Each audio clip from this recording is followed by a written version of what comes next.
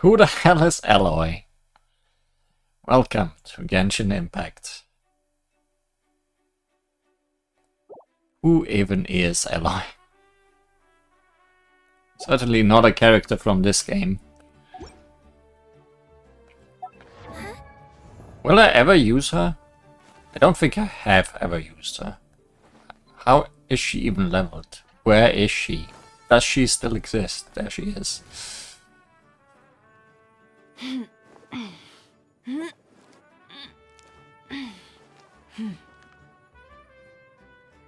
The result of the weirdest crossover ever, but hey. Let's just forget she exists until her next birthday message comes up. Today, on Genshin Impact, we are still in Natlan. And we have tribal quests to not just do, but finish. Let's have a little recap on what happened in the first one we are gonna do.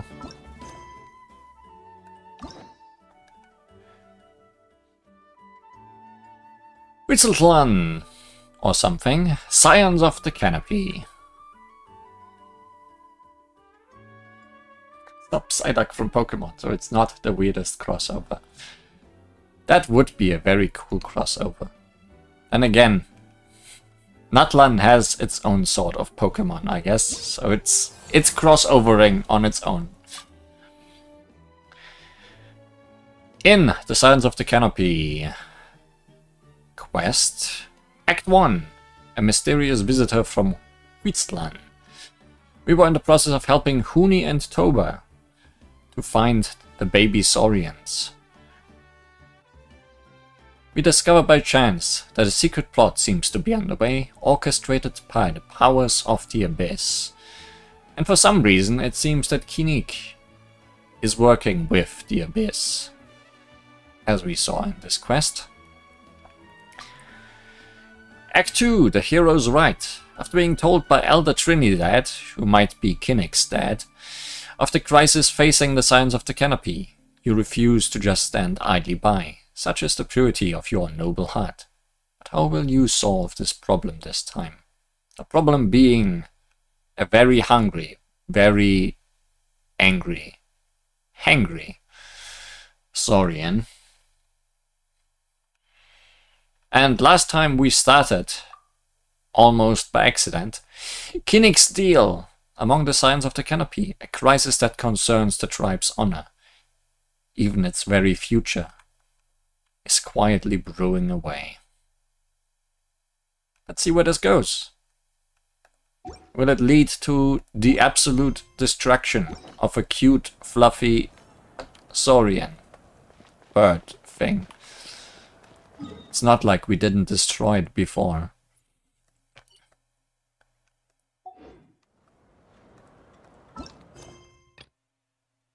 An unexpected encounter finds you as you are planning to go to Elder Trinidad's dwelling. That was Kinnick.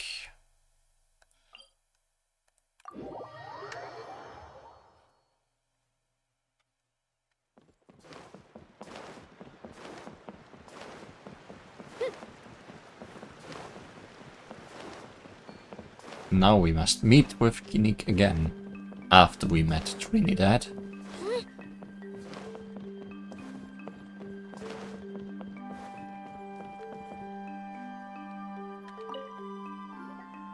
Huh, you're here. I am. Kinnick, Elder Trinidad said that. I can tell. It's written on your faces. Is that the Traveler in Paimon? Forgive me for not being there to welcome you on your arrival. That should have been my duty as chief. Well, we met last time when both of these quests were working against each other in being active, so Hello, Chief Wyna. I guess this was supposed to be first. I only heard the news from Trinidad yesterday, so I asked Kinnick to invite you over for a quick chat. Oh, pleasure. I believe Kinnick has already filled you in, so I'll get straight to the point. Firstly, I fully endorse your appointment as flame bearers for the upcoming Turnfire Night. However, I would like to request that you take steps to ensure the Mountain King's safety. We were told to kill it. By the guy standing beside you. Every child of our tribe grows up hearing the tales of our heroes. From Yupanqui the Firebringer, to Burkina and the Mountain King who fought against the Abyss. Hey, look. Mountain King. This is our history and our heritage, the source of our pride, and the center of our faith. To kill the Mountain King would be to destroy our spirit. I would never be able to face our ancestors in the Night Kingdom. Nana's death was a great tragedy, and I do not blame Trinidad for the actions he has taken. Nevertheless, I cannot allow any harm to come to the Mountain King. The very roots of our identity are at stake. Either don't tell him that I beat that thing up like a million times to level up my My honored characters. guests, please give this matter your serious consideration. Is there no solution that would satisfy both sides? Perhaps there is. But despite all our attempts to contain the situation over the years, we've not found it. Right now, I should like to hear where you stand on this matter.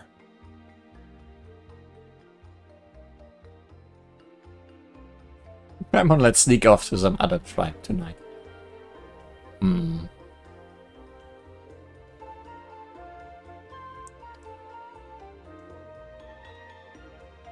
inclined to honor your request. I don't really want to kill it. Though I sense that your mind is not yet made up, I'm still comforted by your words. There are 3 days left before the ceremony. I hope they will bring you clarity. So, Kanich, earlier you were saying that... Let's walk and talk. I'll show you around the tribe. That works too. Paimon needs to get some air after this.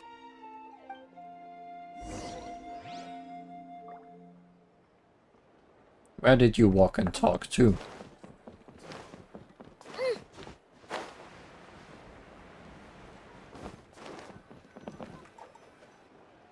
Kanich, Paimon finally understands why you turned Trinidad down. You knew what he was planning, didn't you? That's why you didn't want to be the flame bearer this time, because it's a double-edged sword. The whole Mora thing was just a sneaky excuse. Double-edged sword is right. But my response wasn't merely an excuse. To solve this exceptional problem, an exceptional price must be paid. Are you saying you have a plan? I'm working on it. Really? Well, come on then, let's hear it. In a moment. Didn't you have a question you were about to ask me? Oh, yeah. What was it again? Oh, right. We need to talk about a how. He's completely unhinged. That's the point. Where is he today? I agree that he has a problem. He needs disciplining, so I hired him a teacher. Uh-huh. You got him a teacher? Oh, Paimon would love to see him get scolded for bad behavior. I don't think that's gonna work out. Anyway, moving on. When we ran into a how, he said you two were investigating some abyss thing together. Is that related to the whole Mountain King situation? Yes, that's the angle I've been working on. I'm a Saurian hunter, but I occasionally hunt the abyss too. One time I was pursuing some purple demonic dogs when I accidentally entered a hidden space. I did some research after the fact. Apparently they're known as beastly rifts, and there are many of them of all different sizes. That's where those purple dogs were coming from. There's too many purple dogs. So, if we can locate one of these beastly rifts, clear the monsters out, and move the Mountain King inside, he'd be able to continue living, but without posing a threat to the tribe. Whoa, that sounds kinda crazy. Would it really work? It's not without its risks, of course. There's a lot of unknowns in the equation. For instance, for all we know, a prolonged period inside the rift could make the Mountain King's condition worse. Yeah, it might turn into an abyss monster. Still, we desperately need something like this, even just as a temporary measure.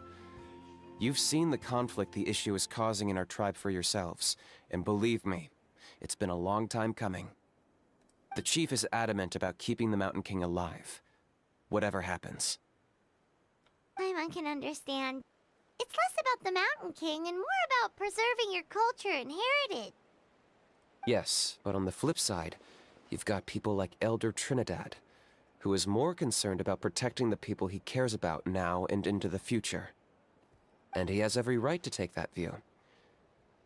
It's one thing to try and preserve the last remnants of a glorious past, but making your kin pay the price for it?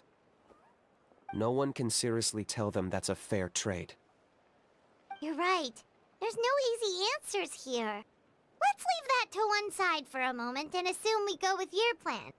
How do you actually intend to find one of these beastly rifts? Because at least in our experience, the dogs open the rifts when they want to attack us, not the other way around. I think I know a way. Are you really gonna do this? You have any better ideas? No. Not at the moment, but it just feels like using the power of the Abyss for our own ends isn't gonna end well. After all, the Abyss is what turned the Mountain King into a monster in the first place. People are gonna think you've lost your marbles. If it doesn't end well, then that's the price we pay. Everything in the world comes at a price. Even when Yupanqui, the Firebringer, stole the Turnfire, it cost him dearly. The Mountain King's erratic outbursts have brought tensions within the tribe to a boiling point. Unless this gets resolved quickly, everyone will be stuck in a stalemate. Alright, so what's this deal you wanted to make with us? We're hardly experts on exploiting abyssal power. All I need you to do is keep people away from me. Okay, kill everybody. Makes sense. I'm getting harassed on a daily basis by people trying to convince me to be the Flame Bearer. I can't afford to waste all my energy dealing with them. Oh, you know, just me being the flame bearer so they don't bother you. Makes sense. If you help me out, there will be a gift for you in return. I like gifts. Ooh, what kind of gift? Something well worth your while, I'd say. Okay, but how do we keep people away? Just keep doing what you've been doing.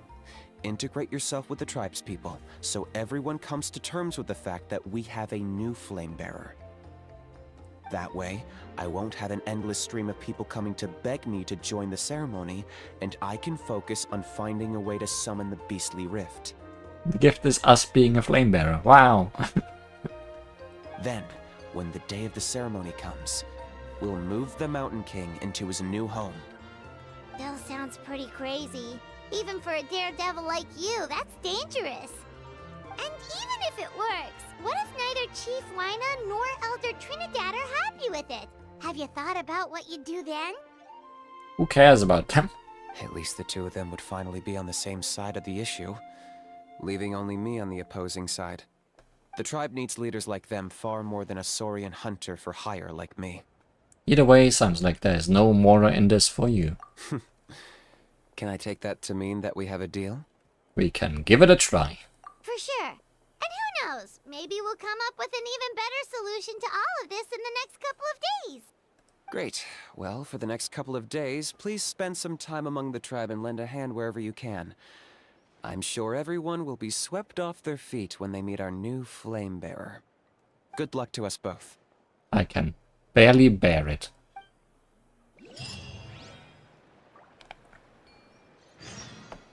I, Flame Bearer.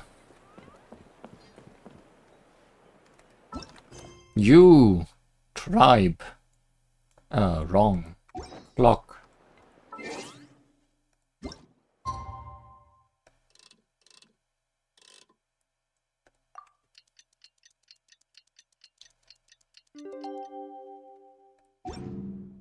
If you're bored, why don't we take a look at my collection together? You are never happy with this. It always needs to be extra.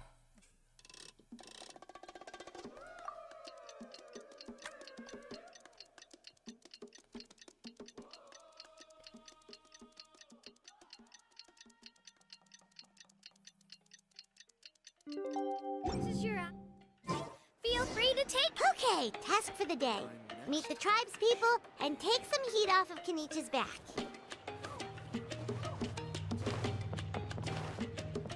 What's the tribe got to do for us? I thought you had a top hat for a second, but it's just your hair.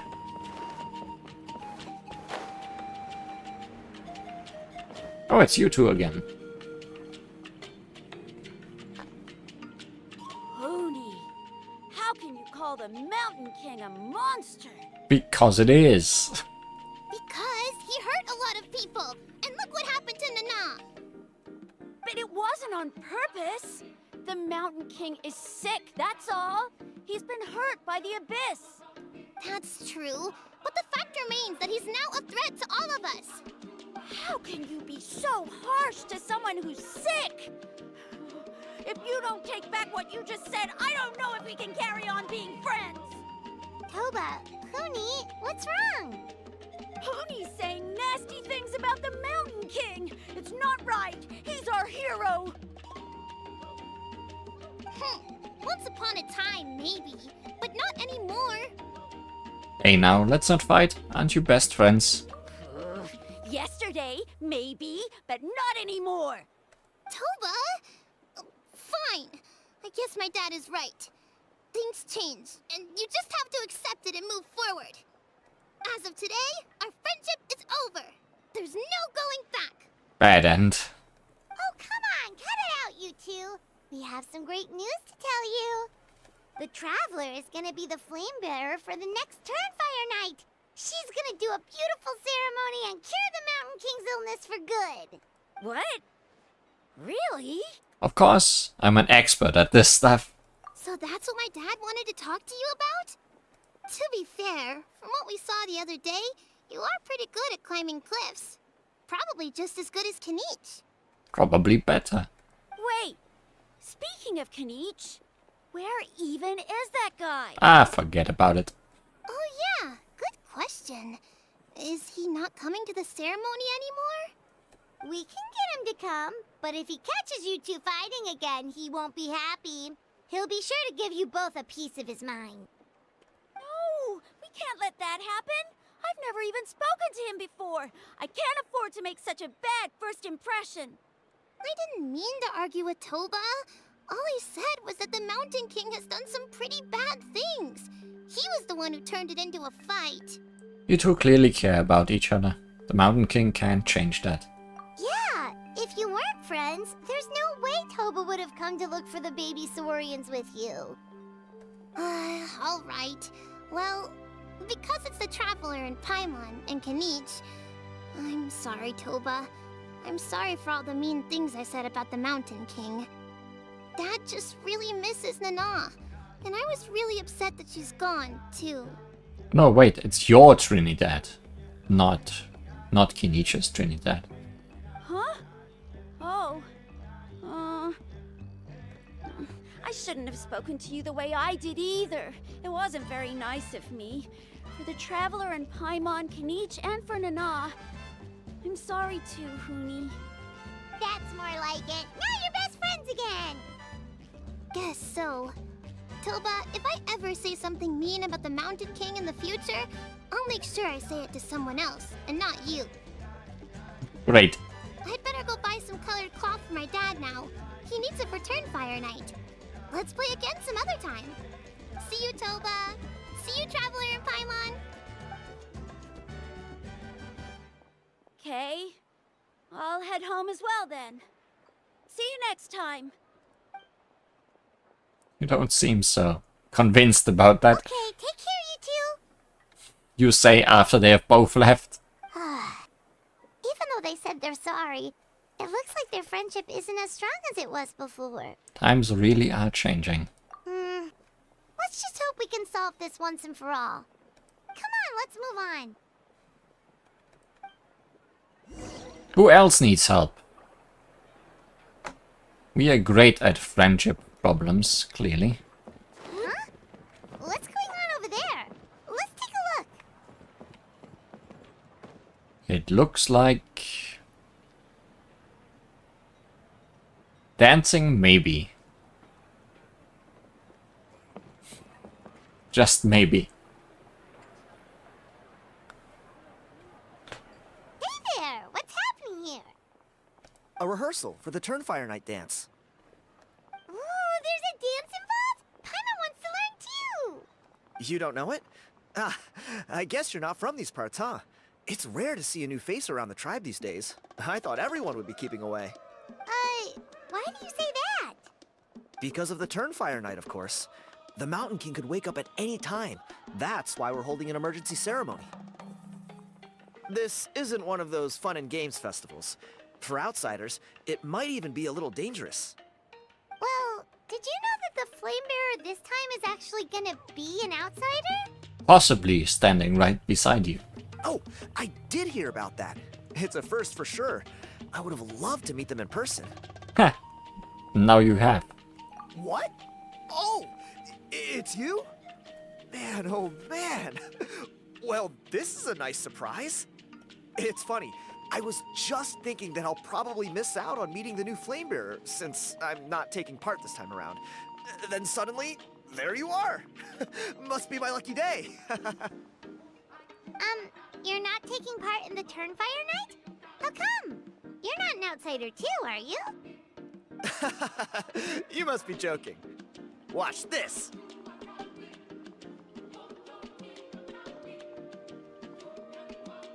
I'm watching. Not bad, right? Yeah, I'm considered one of the better looking guys who dances beneath the pillars of the sacred flame. Been doing it a few years. Always gets the ladies out to watch. So, why not this time?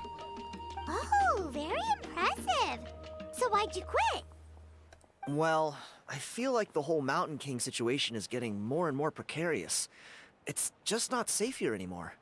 One of our elders' Saurian companions even lost her life not long ago. The question is, what are we gonna do about this in the long term? But our leaders don't have any answers for us. They're probably too busy fighting about it amongst themselves. The way things are going, it's only a matter of time before it gets violent. So I figured, you know what? Now's as good a time as any to get away for a little while. Go do some exploring. You look a little disappointed. Disappointed? Nah, it's a great opportunity to go see the world.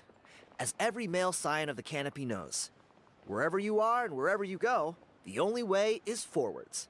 We take pride in that. I won't forget my roots. Only the males though. Fair enough. So what's your plan for the next step? I managed to get in touch with the Saurian Relics Association. They gave me a simple test. Find a decent quality relic, and they'll make me a member. What's the Saurian Relics Association? You've never heard of it? It's a group of amateur history enthusiasts who do research on the ancient Saurian era. They're all about collecting relics and remnants from that age. Speaking of which, the guy who was Flamebearer before you, I've heard that his Saurian buddy comes from that time. A how? A how's a relic from an ancient Saurian civilization? Yeah, 8-bit is kinda long ago. Oh, yeah, him. So you know those two already, huh? Then, do you know how they met? It was deep inside some mysterious ruin, and they signed a contract there. The association folks say that the kind of contract usually comes with a huge hidden cost. Really? That sounds ominous. Who knows? But if it's true, Kanich can probably handle it. He knows what he's doing with weighing up contracts and costs and stuff. I doubt he'd make a contract that doesn't benefit him. Strangely enough, I actually happened upon a strange mural a while back, and it looked to me like it was depicting a Saurian and a human involved in some kind of Saurian-era contract ritual. Oh, does that count as a relic then? You bet it does. I was all ready to go take a picture of it and use it as my entry ticket to the association. But after all the abyssal activity recently, I heard that area's been overrun by monsters. The best laid plans, huh? I'll just have to wait and see if things improve. So I'm gonna have to go take that picture for you, right? Or... you look like you know your way around a fight. I don't suppose there's any chance you'd be able to help? Nah. If all you need to get is a picture, that should be pretty achievable, right?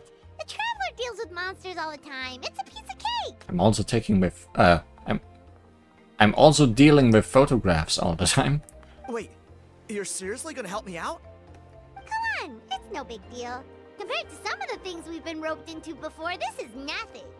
Pyro Archon above, you two have hearts of gold, you know that? You're the kind of people who could dive into the Turnfire deep in the bowels of the Night Kingdom, and it wouldn't burn a single hair off your head. I'll take that as a compliment. Of course it is. All right, come with me. I'll show you the way.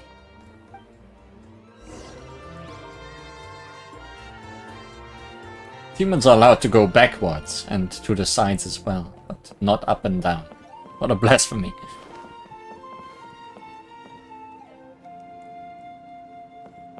Emotional support is important. That Oculus might be up there, huh? Spin to win! Guess I can try and find out.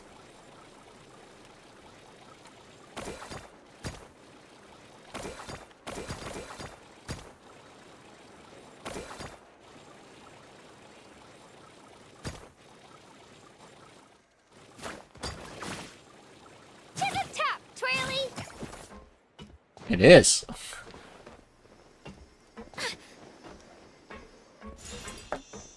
So, where were we going? No. We were going up anyways, so that's good.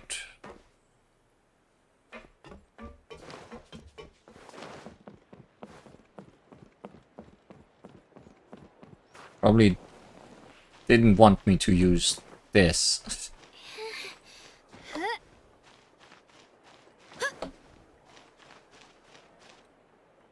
No, we're going back down. There's a quicker way.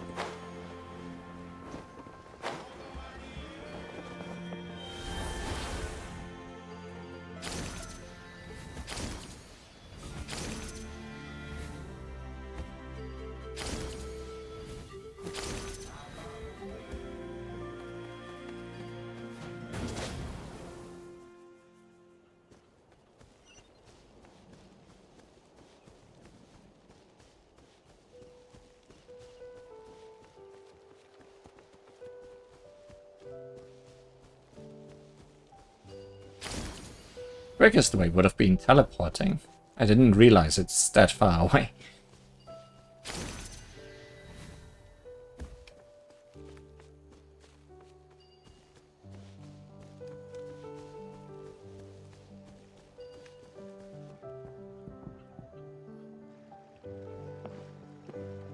There it is. It's inside these ruins. As you can see, the place is crawling with monsters. Good old purple dogs. Alrighty then. Stay back and take cover, Tiago. This could get dangerous. We'll take care of him. Great minds think alike. I'm not about to cramp your style.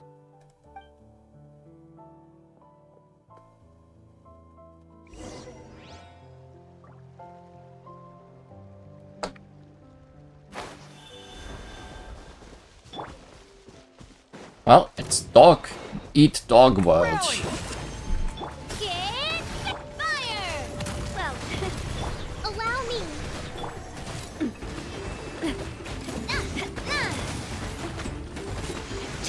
Hiya! Watch out!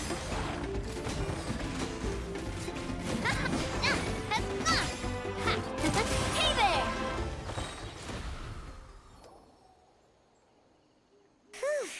That should be the last of them.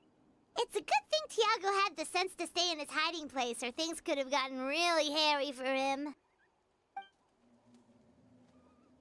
Hey, look! That's gotta be it, right? Definitely looks like a mural. It's a little on the small side. Also, it's just out in the open. Surely someone must have taken a photo of this before. True. Now that you mention it, most ancient murals take up a whole huge wall. This looks more like someone with a paintbrush got bored and started doodling. It does match the story he told us, though. There's a Saurian and a human. So, is that supposed to be what an ancient contract ritual looked like? Whatever. We're not here to decipher it. Just photograph it.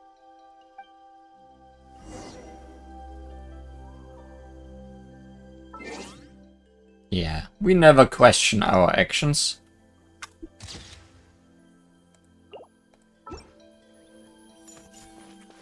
That didn't count. Oh, because you want me to do it from here.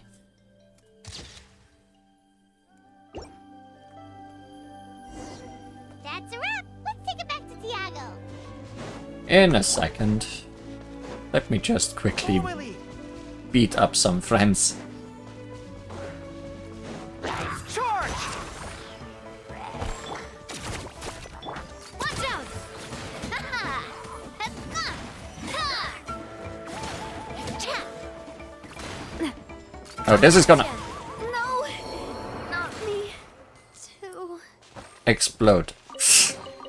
Do you also like collecting shiny rocks? Hold the line.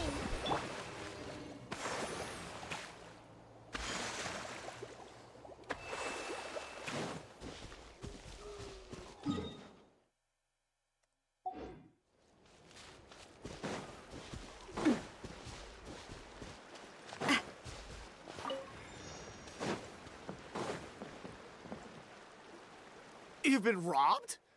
Oh, Ponche. And I thought my luck was bad. Oh, I put blood, sweat, and tears into that, and now I've got nothing to show for it. Some gap-toothed goon stole it from me.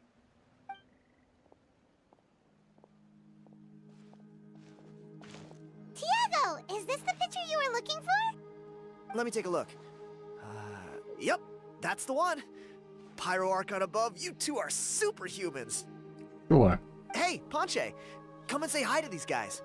They're gonna be the new flame bearers, and they're tough as nails. Wait, are you the Traveler and Paimon? Once again, we are famous. Huh? You already know each other? I don't think so. My nephew Toba's been telling everyone about you. He says you're crazy strong, super friendly, that you helped him out, and that you're gonna be our flame bearers this Turnfire night. Oh, so you're Toba's uncle. Great to meet you, sir. Untrustworthy mustache again. Sounds like we managed to make a bit of a name for ourselves. Toba's not wrong, my friend. These two are honestly some of the nicest, most genuine people I've ever met. Everyone speaks incredibly highly of them. Seriously. If you're comfortable telling them about what happened, I guarantee you they'll sort it out in no time. I feel this guy is more untrustworthy, considering he seems to be trying to use a modern art piece as an ancient art piece. Really? All I want is to get the fruits of my labor back. Allow me to explain. Ponche is a well-known scholar within our tribe, author of the widely acclaimed book, Yupanqui's Turnfire. Unfortunately, the book was stolen by a treasure hoarder a few hours ago. I spent years of my life researching that book. I visited every last ruin, interviewed every descendant of every hero in our history. On the word Malipo alone, I covered at least 5 different interpretations of the meaning based on accounts from different villages. It was an unparalleled masterpiece. And now it's all gone. That little goon ambushed me during my morning walk. He snatched all of my belongings, including my entire manuscript. That book was everything to him. It's like they robbed him of his soul when they took it. Look at him. Lost and listless. He's a shell of the man he was. Dear honored guests of our clan, I am but a helpless old student. If only for Toba and Tiago's sake, please help me, I beg of you. But also they might both be scamming me. Where were you ambushed? See what I mean, Ponche? Now you've run into these two, your luck's about to change, big time. I don't know if he's still there, but come on, I'll take you.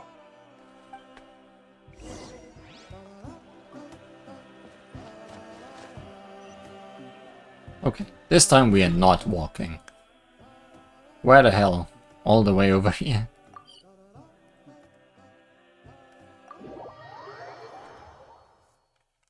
Back at the village, in fact. Right here. Hey! You thieving rat! Give me my things back! What do you want now, you old bum? God, you're a waste of space. Prepare to get shoved butt first into a tree hollow. I dare you to try. 8 hands. Oh, what's this? Brought a little bodyguard with you, huh? All right, let's see what you've got. Eat dirt, suckers! That wasn't fair. Hey, he's trying to get away! You good? Let's chase him down!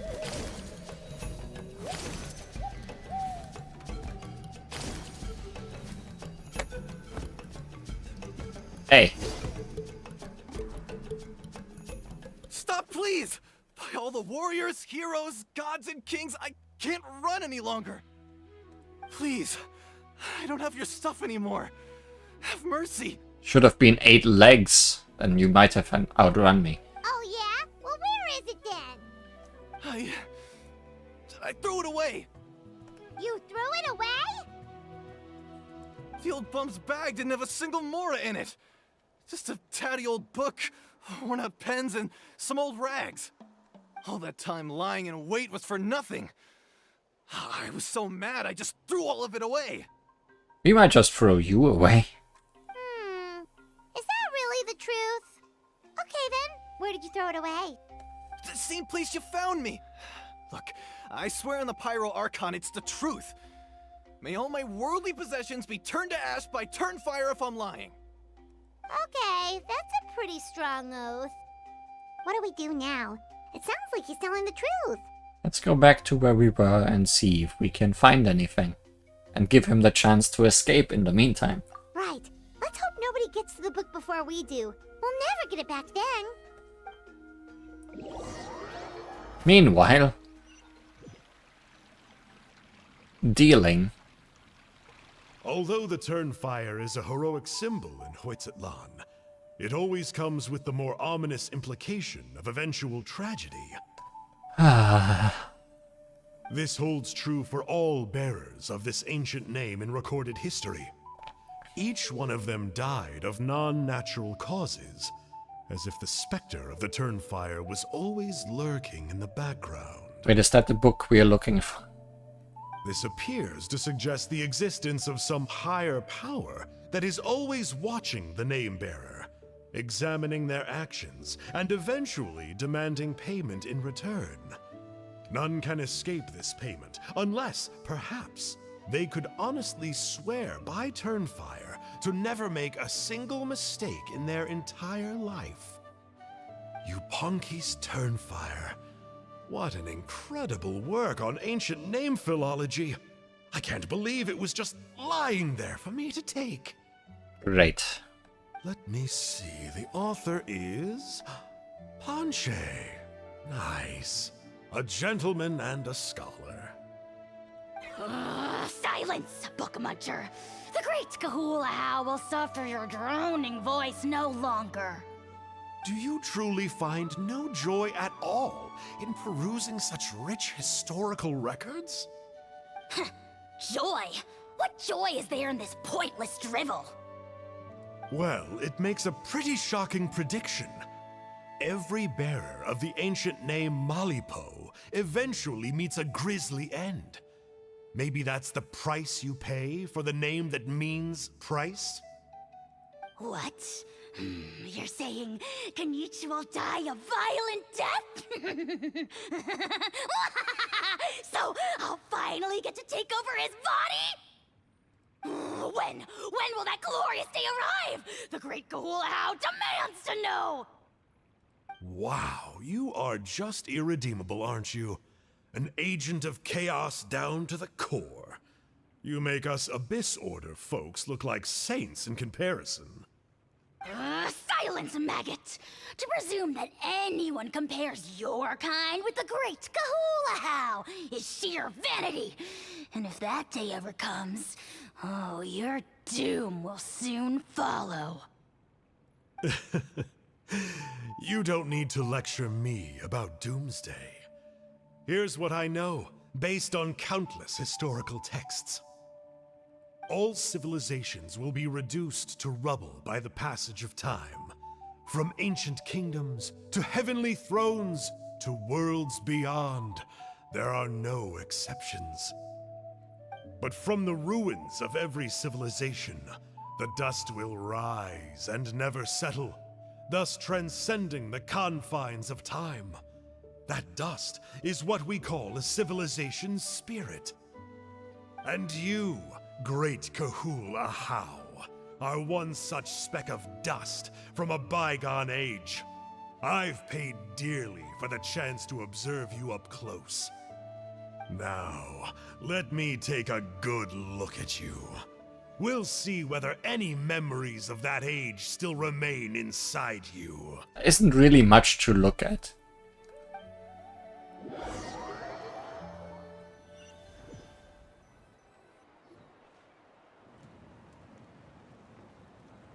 We're so sorry, Mr. Ponche, but we couldn't find your manuscript anywhere.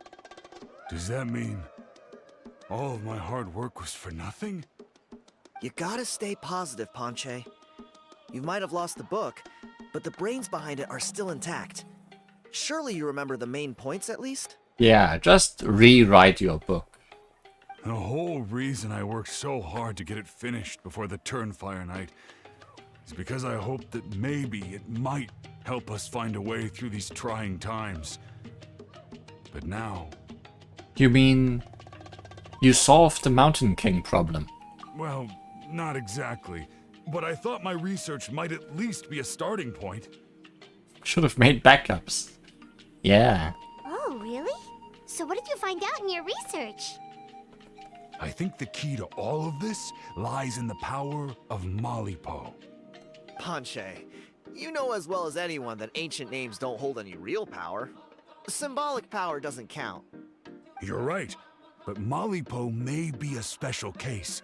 Given that it first arose in the era of the first Pyro Archon, it might contain remnants of Shibalanke's power.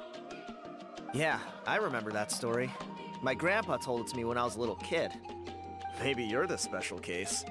Most kids stop believing in that stuff by your age. I'm not talking about childhood superstitions here. There is evidence. Like what? Like the fact that the Mountain King is still alive. Everyone attributes that to the power of the Abyss. But there's more to it than that. The key factor is that Burkina summoned the power of Malipo at the cost of his own life. If you don't believe me, then answer me this. How many other creatures can you think of who lived longer, not shorter, after being contaminated by the Abyss? Traveler, different situation but similar idea. Doesn't this remind you of the hilly... So, I came to the conclusion that Malipo must refer to some mysterious ritual involving a tit-for-tat exchange. It began with the first Pyro Archon, fell with the Grand Alliance, then was buried in the Night Kingdom. And now, it awaits the call of its new bearer. Hey.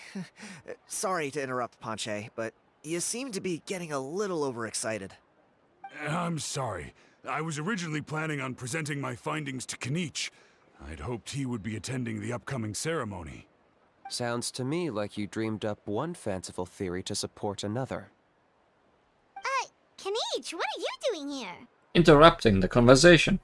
I more or less finished what I was doing, so I came to have a quick catch-up. Now a good time? We don't have any catch-up. Kinich! I'm onto something. I haven't worked out all the details, but you have to attend the Turnfire Night. So Mr. Ponche here has done a lot of research on the history of the Turnfire, and thinks he might have found a way for you to solve the problem. I'll be there, Ponche.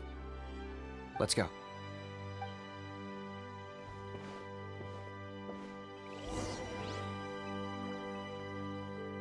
I guess we're going.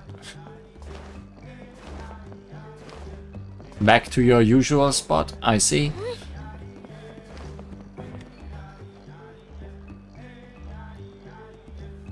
Here will do. You found a way to summon a beastly rift. Yeah. I'd like your help giving it a trial run tomorrow. If that works, we have our plan come Turnfire Night. Sounds like you're not considering Ponche's idea. Nope. You heard him. He hasn't worked out the details yet.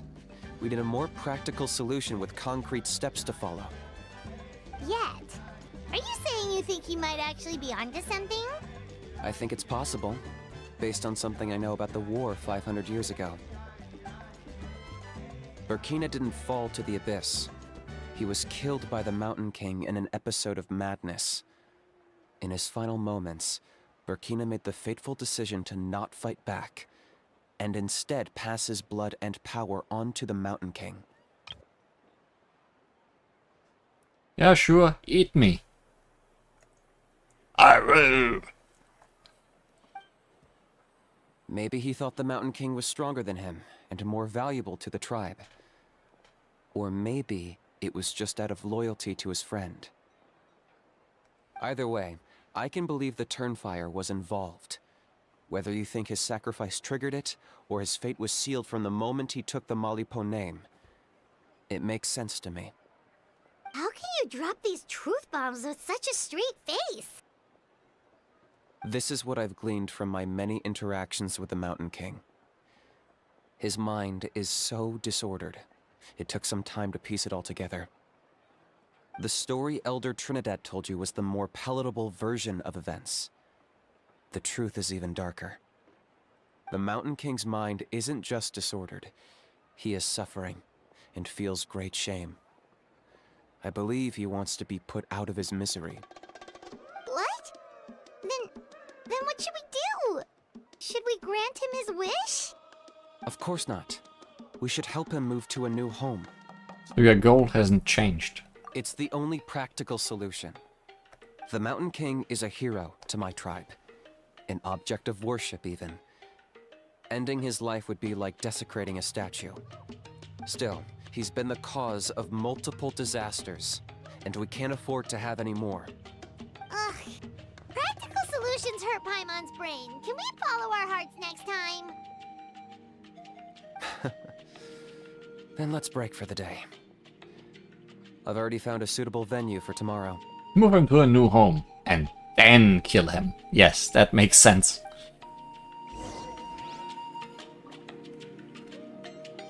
Wait till the next day, by which you mean... But it says tomorrow. Can I trust that? Or can I not?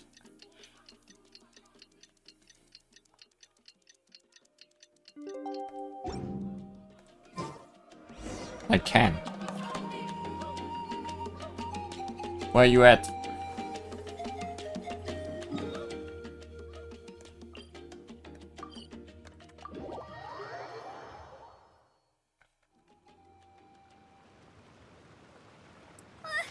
I just saw a brick that wasn't properly stacked.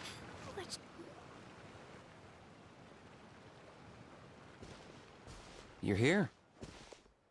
Very punctual. Oh, so the gruesome twosome come crawling back. Here to make amends after the gross irreverence you displayed last time? No, here to make more gross irreverence. Very well. The almighty Dragon Lord Kahula shall grant you the audience that you seek. Now pucker up and kiss our feet. Which of your 4 pixels is your feet? Kanich, didn't you say you found him a teacher? He's just as out of control as ever! Hey! No one gets to discipline the almighty Dragon Lord Kahula. No one! How do you put up with this behavior? Maybe because I've never had a gentle-natured companion like Paimon to compare against. Is that a compliment? Yeah, I see what I'm missing out on now. And it's a lot. Kanich! We could drown this measly flying ant in one droplet of spit! How dare you compare her to the almighty Dragon Lord Kahula? Oh, just wait till I possess your dead body! I will commit heinous atrocities! Tear down your legacy! Destroy your reputation! Wreak havoc on your...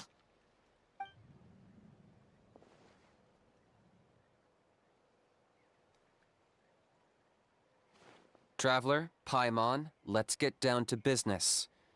Once we've opened the beastly rift, you're welcome to toss a how in there for a couple of days. Oh, great plan.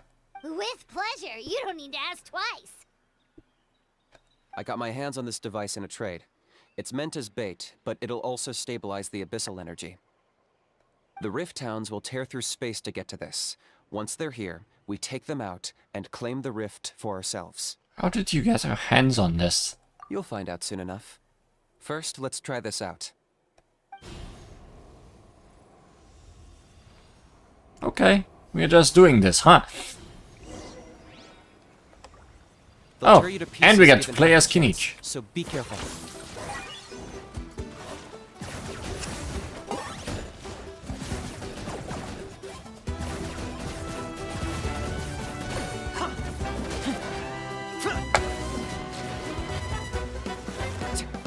Kinich is a greatsword user, but works very different when he tethers himself to an enemy, where he can then slide into their weak spot and deal more damage to them.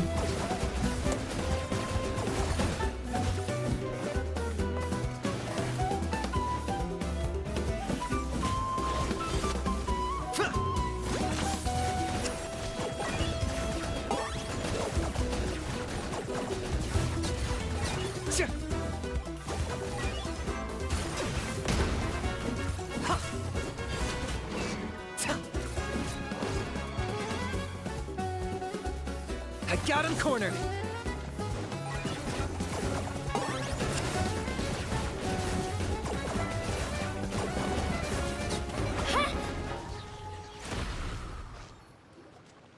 Uh-oh. Are there even bigger ones on the way? Biggest ones. See, Kinich? I'm a man of my word. In fact, I'd say I under-promised and over-delivered. Nifty little gizmo, isn't it? I take it this is your true form? Now that our deal is complete, it's time to start the next phase of our relationship. I made a promise to the great Kahula How, and now I'm here to seize your body for his use. Cliché, I know. The hero's trusted partner sells him out to the abyss in a shocking act of betrayal. Cue bad guy speech and drawn-out death sequence. Huh? Angel? Huh? Huh? What are you two doing here? Oh, Mr. Kinich, this is not what we agreed on. Traveler, this is the gift I got you. I know you're looking for intel on the Abyss Order, so I thought he might be of use to you. Ah, our good old friend. But it looks like you've already met. Yeah, we've met. I've beaten him up before.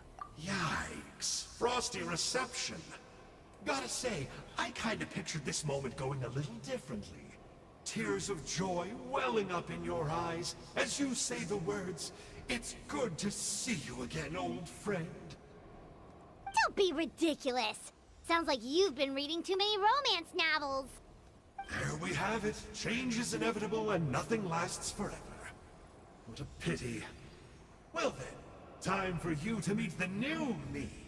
This time, please call me Sanka. Sanka! Aha! So you're Glasses Guy! You tricked Huni and Toba into telling you a bunch of stories! What's your real name? What does it matter? A name is a superficial label. It's what's deep down inside that counts.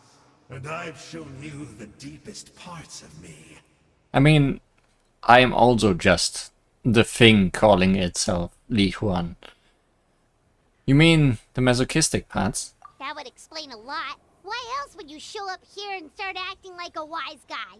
You looking for a fight? I'll pass. I do rather like you, as I've said before. But my one quibble is that you really don't know your own strength. And what are you doing here? Wait. Of course. You're the one behind all the recent Abyss activity. Let Paimon guess. You've been provoking the Mountain King too. Haven't I told you before? I'm not part of the inner circle who do our Highness's bidding. My interests are far more low stakes. I spend my time digging for truth in ancient doodads and books. You really think a benchwarmer like me is capable of more than that? I investigated him. He's not connected to the recent events. Just happens to be in the area. So, I struck a deal with him. He helps me summon a rift, I allow him to do some historical research. But that's all over. And now Kinich wants to hand me over to you. While I was hoping this would be an opportune moment to whisk away his body. That would have given me some more time to study the great Kahula How. But now I've run into you, which is just my luck. Or maybe I've incited the wrath of the Turnfire, and this is the price I have to pay. But I don't understand. What did I do wrong? You tricked Huni and Toba. Wait, does that count? Let me think. How? You are the worst of the worst! Colluding with the Abyss Order against Kinich? How could you betray your partner? There is no betrayal. The almighty Dragon Lord Kahula How is a partner to no one. Don't worry, I told him to act as bait. Yes, and you should have picked a bigger fish. The Abyss Order? Ha! What a joke. Not even a match for our lowly servant. I put up with this toad's croaking for days, and it was all for nothing. It looks like your disciplinary measures have been less than effective, Mr. Enjo. What did you expect? Behavioral rehab isn't really our thing. Otherwise, we might as well change our name from the Abyss Order to the Abyss Boarding School. The abysmal disorder would suit you better. Kanish! Dispose of him! He is of no further use to us! Traveler? Be my guest. The Abyss Order is a threat to us all. Hey now, I may be a lowly clerk, but don't underestimate me. I could never beat you in a straight-up fight, but when it comes to running away, I won't lose to anyone. I'm not sure if that's something you should be proud of. Do me a favor and remember how fast I disappear. Maybe then you'll show me a little respect next time. Darn! He got away again! Couldn't you have stopped him? Like, by tethering him with your tether? It's alright. He's not worth our time and energy. Besides, it seems like he's in debt to a lot of people. I'm sure they'll keep him busy. If you say so. Still, Paimon's kinda surprised that you actually struck a deal with someone from the Abyss Order. To borrow that guy's words, names are superficial labels. Whether you call it the Abyss Order or anything else, it's a broad generalization at best. Think of it like apples that have fallen from a tree. If you tasted each one, you'd find that they're all at different stages of ripening. Even the unripe fruit blown off its branch before it's fully grown can still be brewed into a fine wine. Everything has its use. Huh. Well, in that specific sense, maybe Enjo's not such a bad apple. Not rotten to the core, at least. Yeah, but one bad apple can spoil the whole bunch. Of course! Only the almighty Dragon Lord, Kahula How, is rotten to the core and evil beyond redemption. Can we shut him up? You said we can throw him in there. Ugh. So what exactly are you anyway? You're definitely the evilest little thing Paimon's ever met. Don't worry, he can't hurt a fly. Hello, King Ash. Welcome to the stream.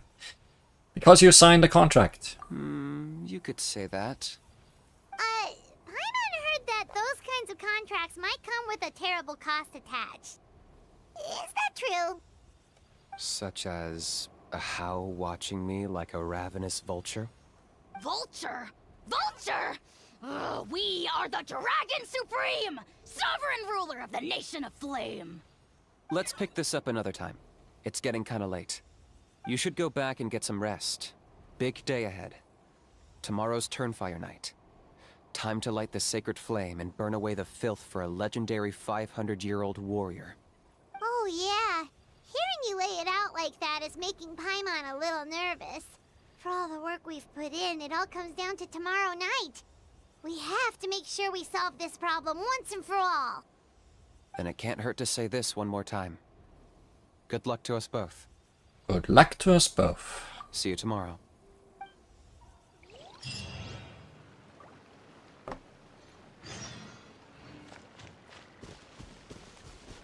What happened to getting some rest?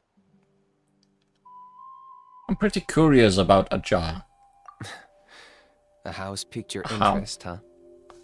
It's true that he's a relic from an earlier Saurian age, but since we're bound to each other by contract, you can see him as my companion for now. I know he can be awful, but don't worry. As long as I'm still around, he can't do that much damage. As long as you're around. Mm-hmm. That's a key part of the contract. A How has to obey my orders and lend me his power for as long as I live. And then? And after I die, a How gets control of my body. That's the price. Crazy, isn't it? That was probably the first time I really appreciated what it meant to pay a price. Then once I signed the contract, I received the ancient name Malipo. But that's a whole other story. We can get into it another time if you're interested. You wanna talk about Enjo too? What happened to getting some rest? Still a little anxious about Enjo. You're cautious, like me. I get it. But don't worry, like I said, I investigated, and I'm confident he has nothing to do with the Mountain King situation. Before he got tangled up with us, he was looking into the Mare Javari. That's another major part of Natlan's history. Our ancestor, Burkina, once fought a campaign there alongside the 5 other heroes. But it's not such an easy place to get to these days. That's about all I know, though. I have yet to take a job that involves the Mare Javari. I see. Collect all pyroparticles. Oh, it's just a daily quest. Okay.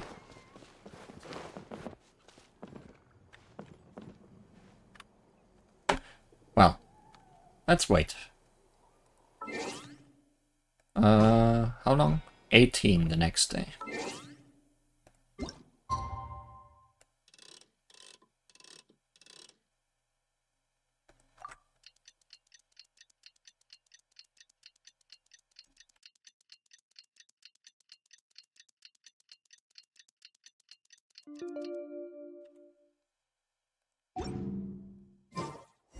I can do it. No, I can't. I can do it. Oh, Back to Dad.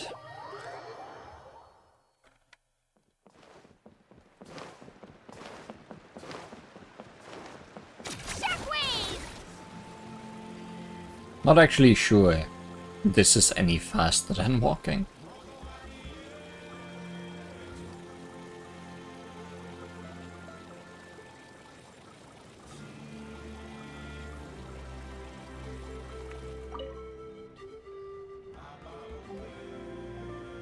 Ah, at long last, you're back. I hear you've done much for our people these last few days. Everyone has nothing but praise for you. Many young people have heard the rumors too. They're all eager to meet our new flame bearer. Well, they won't have to wait for long. It's almost time for the ceremony. We really hope we can resolve the Mountain King situation quickly and smoothly. Seems like a lot of people have been worrying about it, huh? Well, it's nearly time. So, if you're ready, then follow me to the ceremony site. Note: this party cannot be changed during the Turnfire Night ritual. Please choose a suitable party in advance. Recommended elements: the fire. Aha, well, it's nearly time. I still need Of to course, prepare. there's no rush. I can wait for you right here. Because I don't have any fire.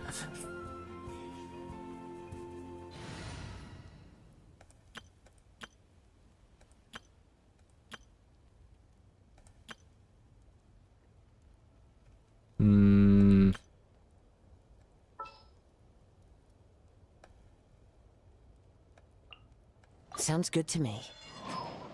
Let's have Kazuha have his stream debut.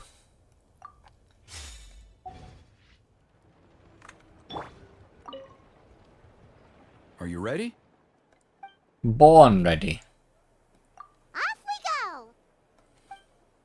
go! Now I have pants on fire. Okay, correct. Paya. Here we are. Our honored guests have arrived. I have heard much about your fine work over the past few days. I hope you'll allow us to thank you properly after tonight's ceremony. Don't worry about it. Getting this huge venue ready must have been a huge task. No need to make extra work for yourselves on our account. Oh, if it means getting the Mountain King issue resolved, no cost is too great to bear.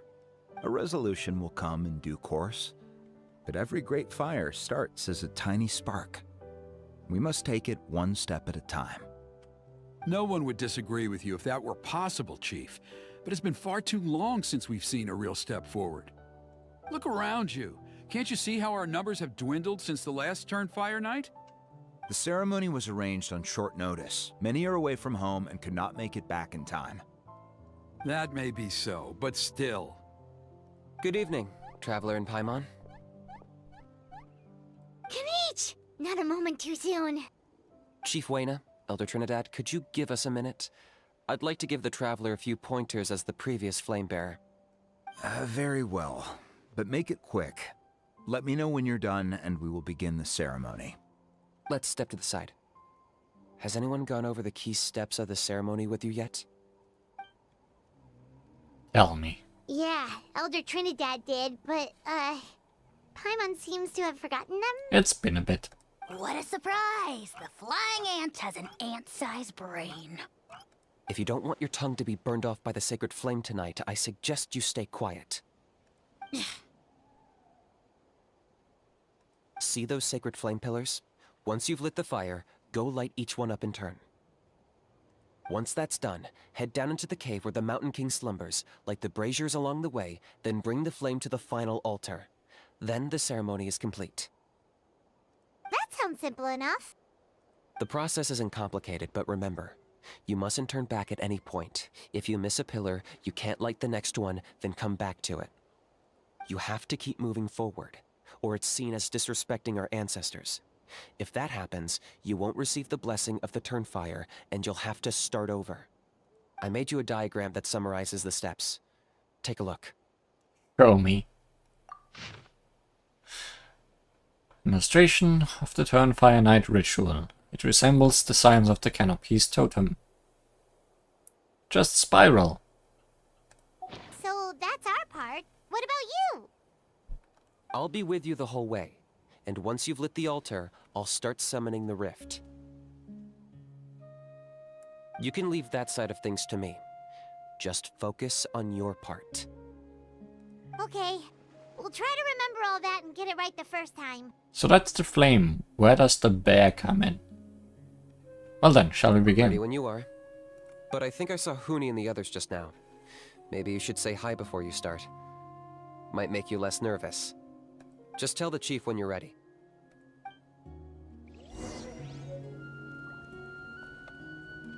Half of Turnfire.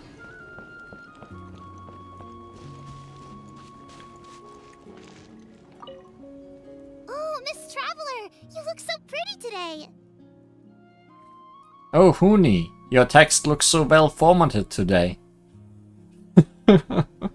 How did you mess that up?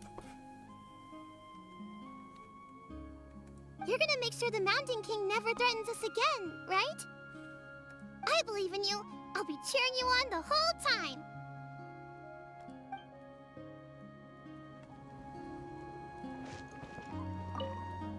Mighty Outlanders, the time has finally come. You know what must be done. Please remember, you must cleanse as much abyssal energy as you can. This is the only way to prolong the Mountain King's slumber. His nickname, they have revealed my true name. I am sure you have what it takes. The question is not really about how did they do it, but how did they not catch it, more like.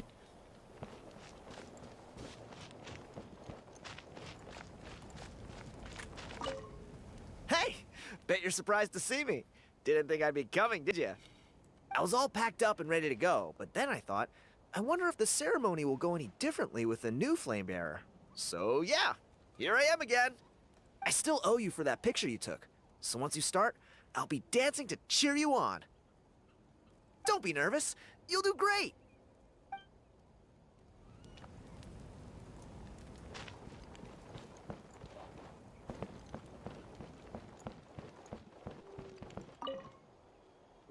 Traveler, you're finally here! I even dragged my uncle out to watch the ceremony. Although I'd hoped for the Malipo name-bearer to perform this ceremony, that was never anything to do with you, so please don't take it personally.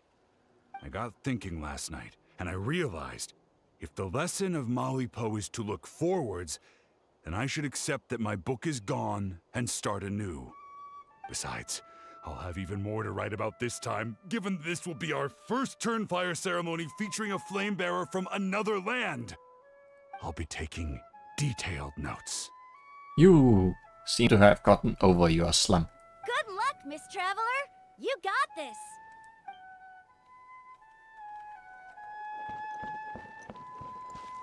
Well, let's get this, I guess.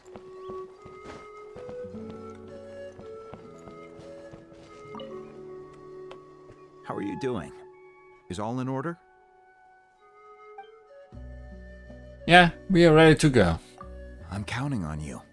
Don't forget what we talked about. By past fuel and present flame, life marches ever on. My brothers and sisters, the time has come to light the fire once again, and let the Turnfire night shine bright in Hoytzitlan.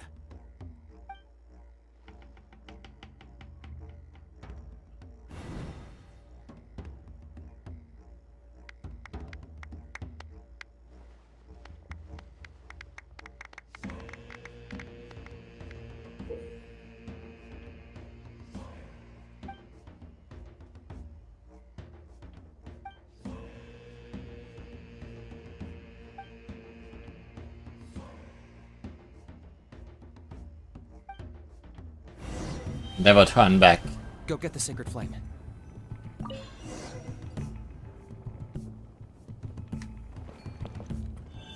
It's interesting that you forced me to have a fire character when...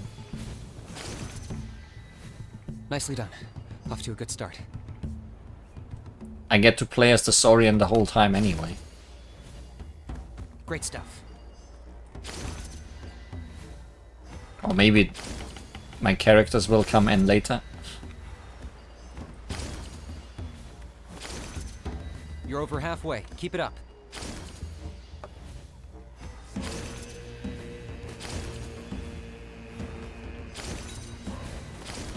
Impressive.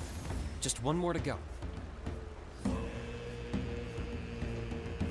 Come on, one last push. The final sacred flame pillar is up ahead.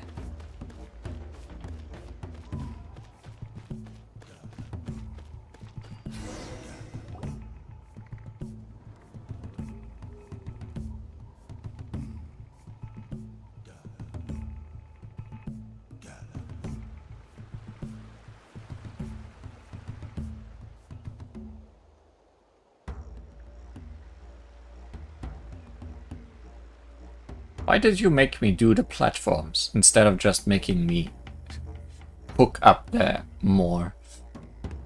Now they look a bit out of place. Great. All the pillars are alight. Next, it's down into the canyon and head for the Mountain King's cave.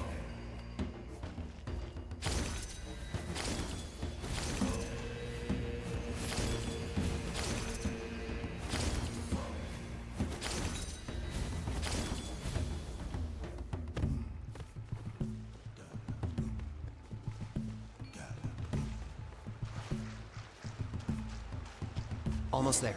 The cave is just up ahead. Rest in pieces, Saurian. The Abyss presence is growing strong. We should deal with the contamination first.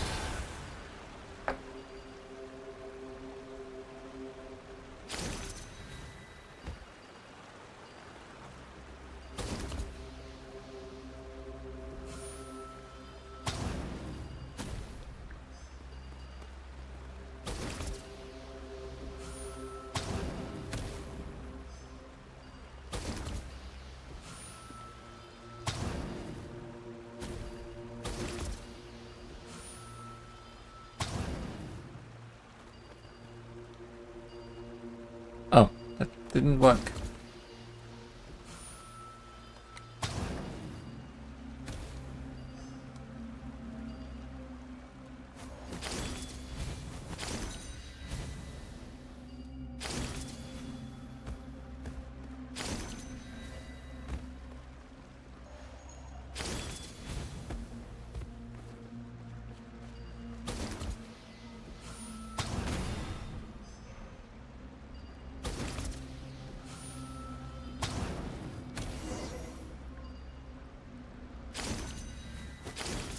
There's the altar of the sacred flame. Remember, light up the torches around it first.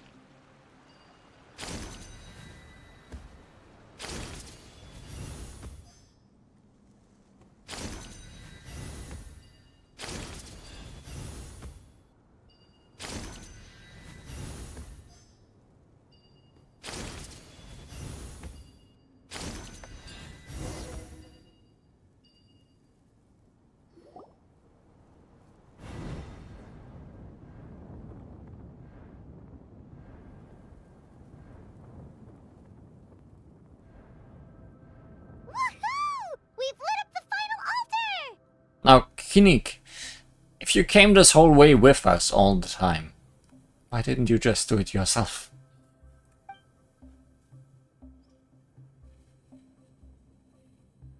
That's the Mountain King up ahead, right? It's sleepy. That's him. Kangamato, king of the Yumkasaurs from 500 years ago. He's very powerful. Paimon can tell. He's huge. Let's tread carefully. We don't want to wake him up. Should we pretend to purify the king? You've made it at last. You did even better than I expected. Also, I'm now realizing you probably forced me to have fire, because you kinda need fire against this thing if we need to fight it. Traveler, now comes the final and most important step of the ceremony. Please use the power of the sacred flame to cleanse the Mountain King of abyssal filth.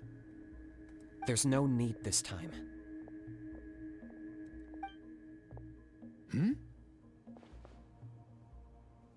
Such strong abyssal power. What is that thing? Kinich, what is the meaning of this? I'm gonna steal your Saurian. Is that a beastly rift? Chief Waina, Elder Trinidad, this is about to get a little dangerous. You should step back. What do you think you're doing? Solving the Mountain King issue. You mean by having him torn to pieces by rift hounds? No, stop! We can't let that happen! Foolish Locust! Ugh, can't you see? We're trying to shove your Locust King into the beastly rift! But... I'm sorry, Chief Waina and Elder Trinidad. This is the only way. Can you promise me that no harm will come to the Mountain King? I can't guarantee it, but I'm fairly confident. Traveler, this is not what we agreed on. You must cleanse the Mountain King of every last trace of abyssal contamination. This was Kinnick's idea. It has nothing to do with me. Okay, I see what this is. You've been in cahoots this whole time!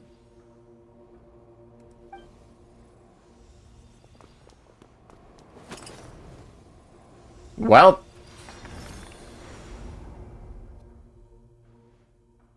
Ugh, you imbecile! What have you done? Oh no! The device is destroyed! You forced my hand. I had no choice. Elder Trinidad! What are you doing?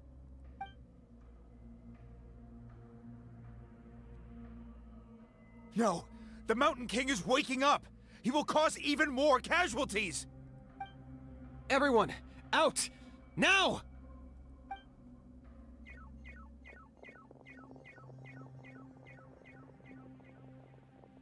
Did you plan this? Somehow.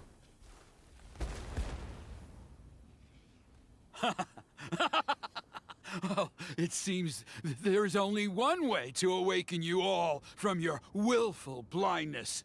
More sacrifices must be made.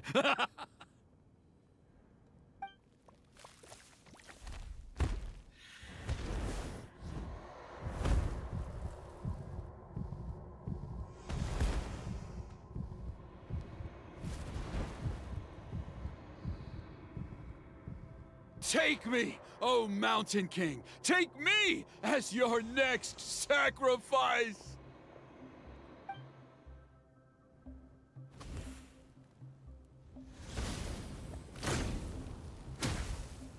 Well then.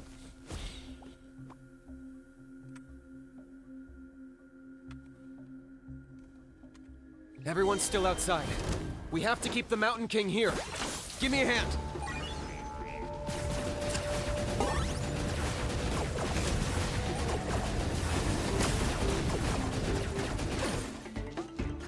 Yeah! Watch out for the fruits he's spitting out. I can use those against him. Yeah, that's it!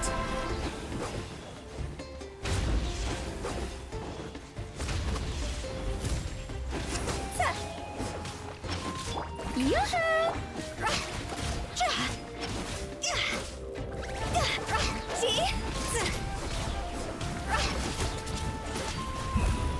Quit it!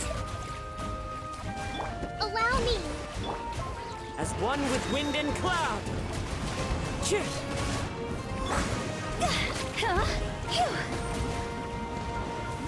Go! Shower me with...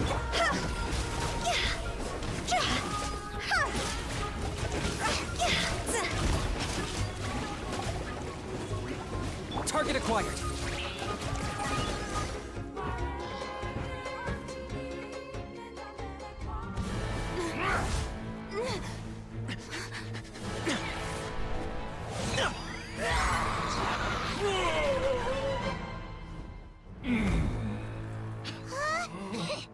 What do we do? We can't open the rift!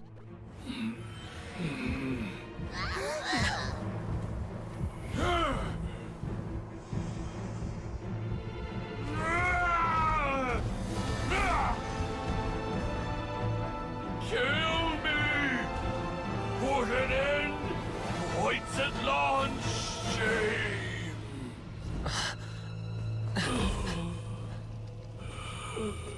By past fuel and present flame, life marches ever on. Oh, Burkina, I must atone.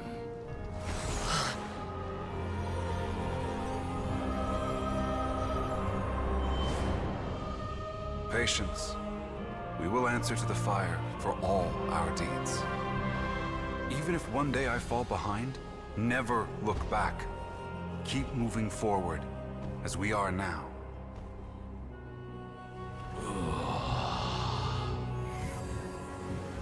Live with your guilt and shame. This is the price to pay.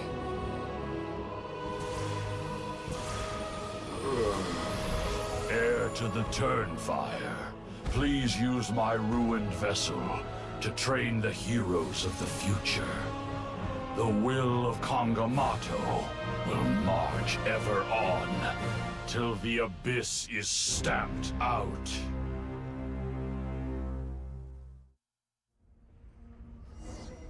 I didn't expect it to talk.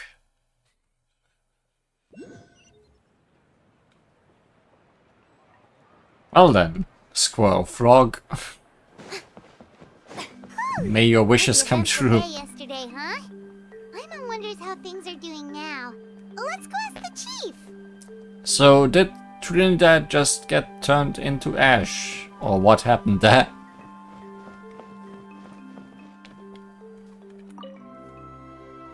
Traveler, you've come at just the right time. I have some good news for you. Trinidad's condition is stabilized. He suffered burns on much of his body, but we believe he'll survive. His hair, however, gone forever. Guess that's the best news we could hope for. Paimon has to ask, is everyone in your tribe such a risk taker? First Kinich, then Elder Trinidad? Is this the scions of the Canopy's adventurous spirit in action? We're simply not afraid to charge ahead into the unknown. Is Kinik okay? He's fine. Don't worry. He's gone to check on the Mountain King. Something most mysterious has happened. After the incident yesterday, a transparent shell is formed around the Mountain King's body. We don't understand the mechanism behind it, but the shell appears to insulate him against the influence of abyssal power. It is somewhat akin to a scab, in that it stops the abyssal energy within him from bleeding out, while also preventing further abyssal energy from seeping in and infecting him. We've never seen anything like it.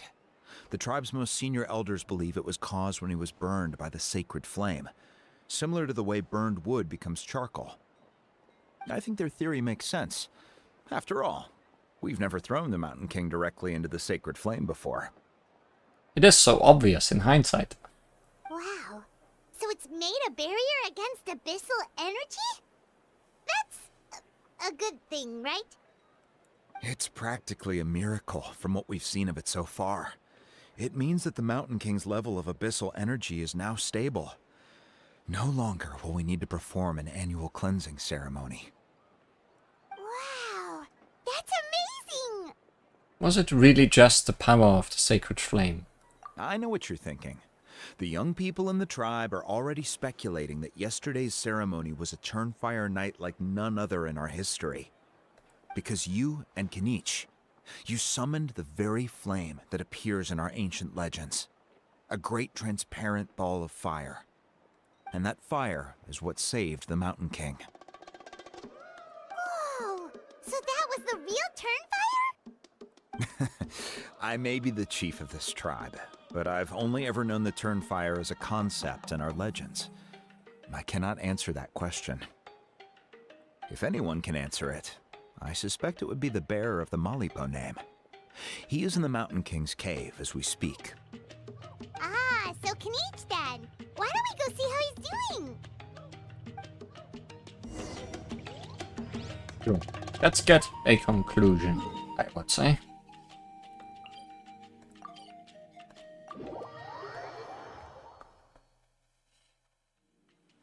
Yep. You're not in the cave.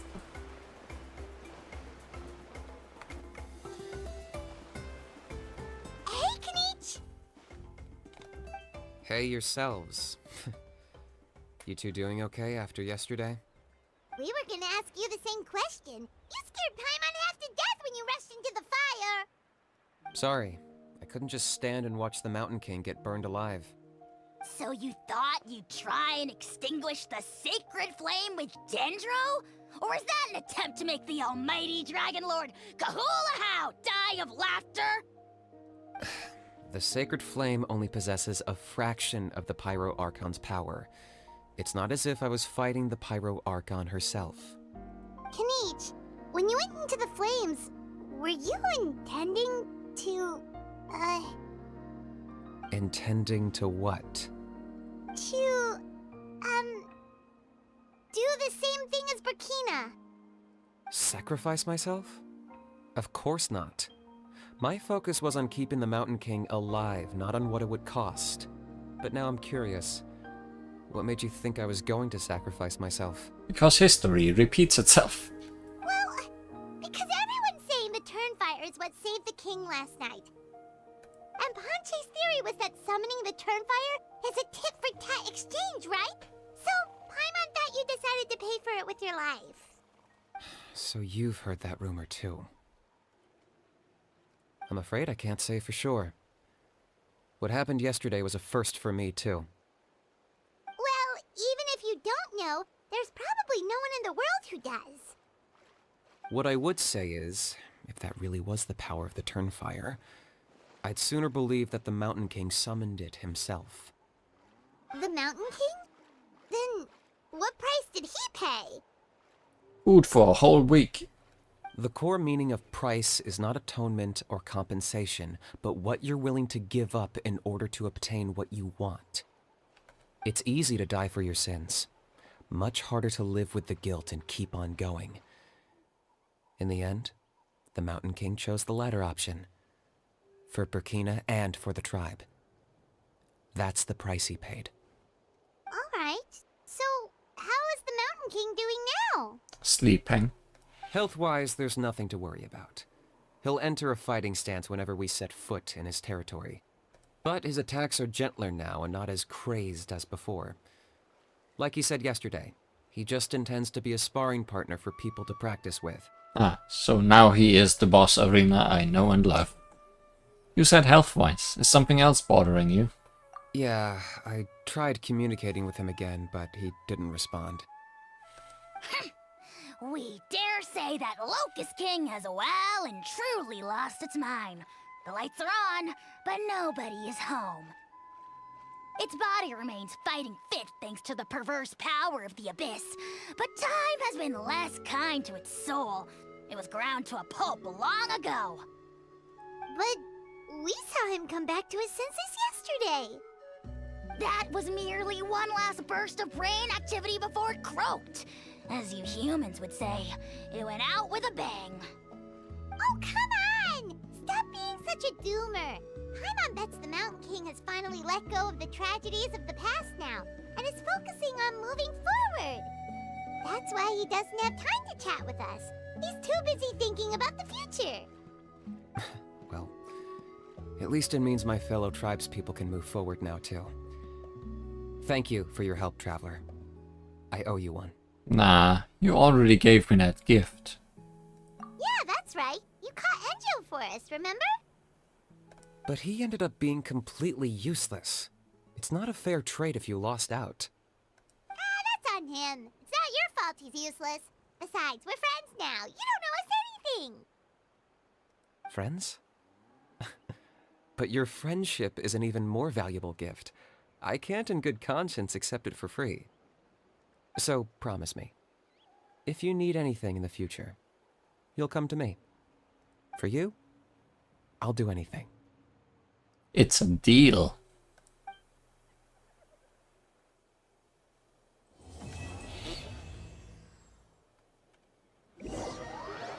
And that's the end of that.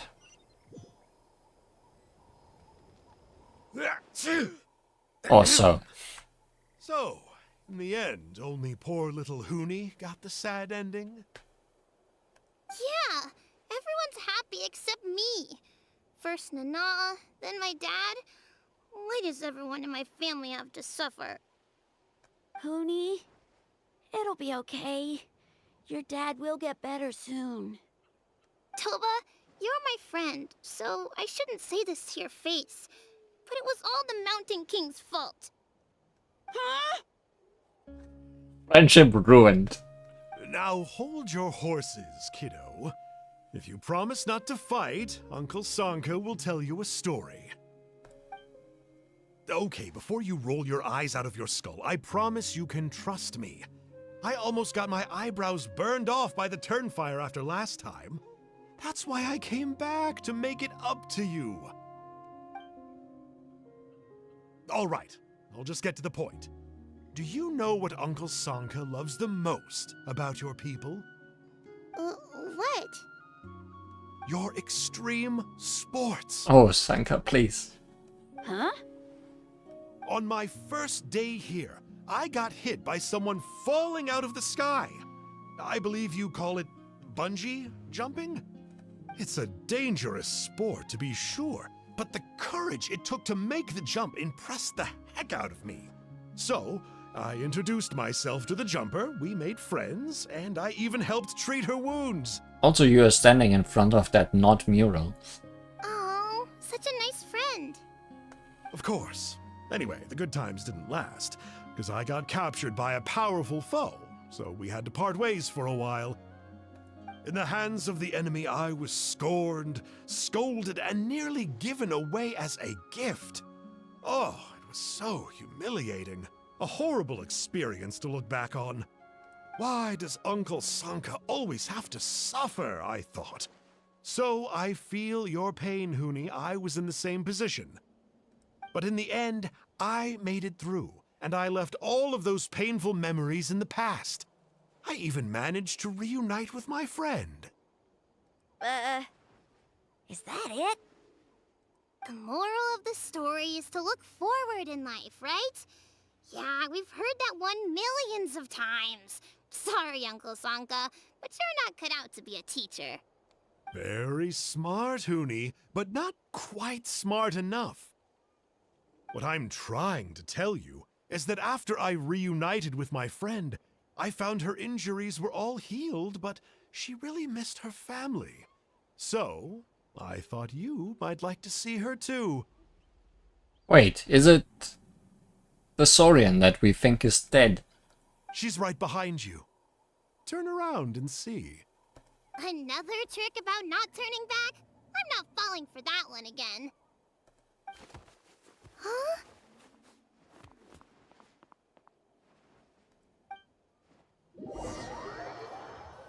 How did you manage that, Sanka?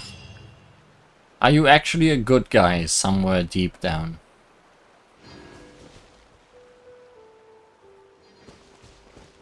You're definitely a weird guy.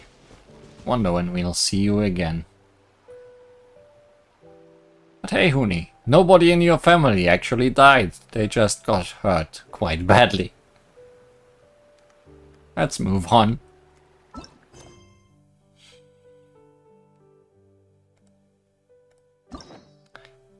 A completely different story.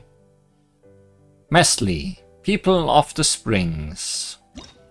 It all started with the search for the mysterious island. After rescuing the trapped travelers, you hear them tell of a legend from the people of the Springs. The adventurer's unique curiosity this sparks drives you towards their tribe's dwellings. The legend of the mysterious island. Amina, the chief of the tribe, tells you all about the legend of the mysterious island. It turns out there is a condition that must be met to embark on the journey there. And then we got scammed a whole lot. But now we journey to the mysterious island. An ancient legend circulates among the people of the Springs that has attracted countless tourists before finally coming to your attention.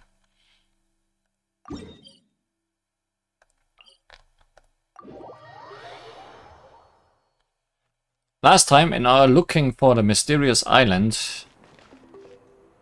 we made all these floating islands accessible, but I guess that's not it. Because that ended up being a completely different quest.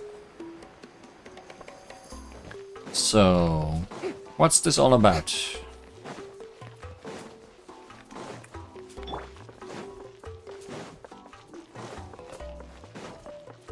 Time to go.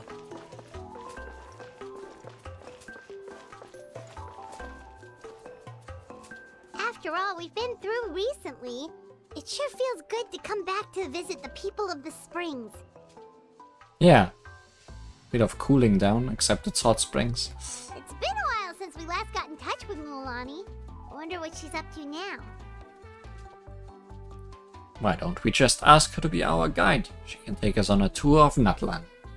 Have Mualani be our guide. Oh, Paimon just remembered something! Do you remember that journey to the mysterious island that we were never able to complete? The one with the legend. Yeah, that's the one! Paimon remembers the chief of the people of the Springs told us that we must find a guide we could trust with our lives. That would make Mualani the perfect choice, wouldn't it? How was that not the obvious solution to begin with, Paimon? We can invite her to be our guide and set off for the island! As qualified adventurers, we should never give up! You're thinking about the treasure, aren't you? Well, we should always keep the treasure in mind, shouldn't we? Come on, let's go find Mualani!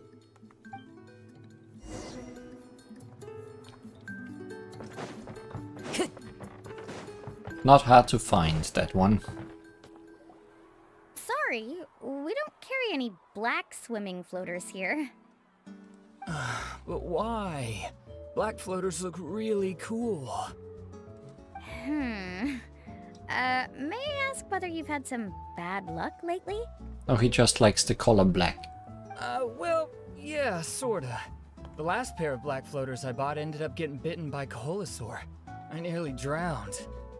Which is why I want to buy some new ones. I knew it. I specifically asked an expert from the Masters of the Nightwind about this once. Black floaters bring bad luck. Really? Also, have you by any chance become a mosquito magnet? Or found yourself overheating? Maybe even suffering a little heat stroke? Yeah, that's exactly how I've been feeling. It's all starting to make sense now. In that case, I'd recommend either pink or blue swimming floaters. According to the experts, bright colors can not only lift your mood, but also bring good luck. Oh good, the much important floater lore. I'll even offer you a discount if you'd like. Just see it as a way of celebrating your luck taking a turn for the better. You'd really do that? Then I'll take one of each. You got it. Ahem. Well, hello there! If it isn't the Traveler in Paimon. It's been a while, Mulan. Good to see you again. Was all that stuff you were saying just now really true? Do pink and blue floaters really bring good luck? No, that's called marketing, Paimon. Of course. I know a friend who nearly drowned once, but because she was wearing blue floaters, a group of Kaholosaurs came to the rescue and brought her back to shore. Whoa, for real? But let's get back to why you're here. Are you looking to buy some water sports products? Come on, don't be strangers now. I can give you whatever you need. You are guests here after all. It's only natural for me to give some gifts to you. Do you have an Abyss Herald for us? That's the only gifts we accept these days. No, we actually came here to ask you to be our guide. Well, you've come to the right person. So, where do you want to go? We want to visit the mysterious island from the legend. A trip to the mysterious island? Oh. Do you have any concerns, Mulan? I assume you're already aware of how difficult the trip will be, right? Yep, your chief has already made that pretty clear. But with our adventuring experience and with you as our guide, we'll definitely be able to reach the mysterious island. Then I'll have to explain some things to you first. I learned all my skills as a guide from Uncle New, and he's the best guide in the whole tribe. But apparently, even he has never successfully reached the island. With a good guide to lead the way, a journey should usually be fun and pleasant. However, going to the mysterious island is different, and I don't know if I can guarantee that. But since it's you two asking, I definitely won't refuse. It's just my duty as a guide to explain these things before I officially agree to go on the journey. Paimon thought this would be a piece of cake for you, but it seems like we're actually asking a lot. Paimon will feel really guilty to make a friend go through a bunch of trouble just for the sake of finding some treasure. What's with all the running children? Yeah, that's not ideal. Mualani? Whoa, what's the hurry? Come on, what are you waiting for? Kolo just got back to the tribe. I heard he found another underground ruin full of treasure. Oh, Kolo's back. Wait for me. Who's Kolo? Oh, he's currently ranked as the #1 guide in the People of the Springs. Besides the tribe's first chief, he's the only other guide who's ever made it to the mysterious island. Really? He's always out and about, so we don't get to see him often.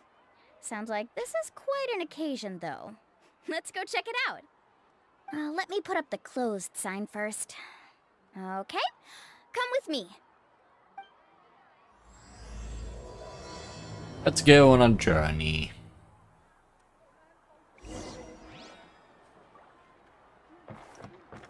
Time to go. On a journey.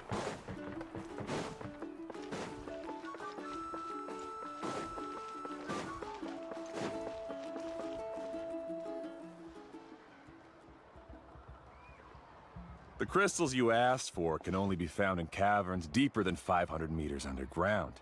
Here, have a look for yourself. As for the people you asked me to take along, they almost all got lost in a cave.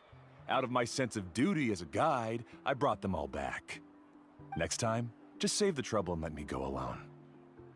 Indeed. Well done. No wonder he's the best. I wouldn't dare to go more than 200 meters down into a cavern like that. I wonder how much he made this time.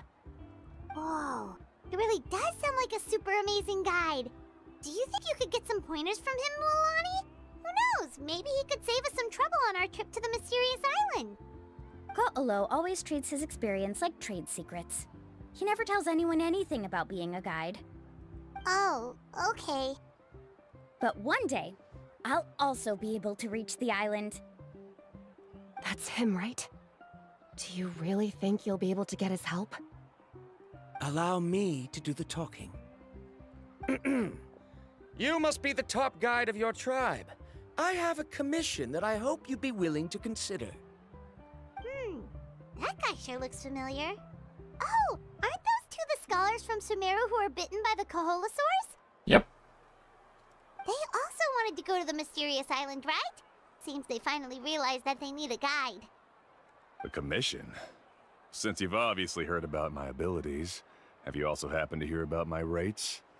If you're not intimidated by the price, then we can talk.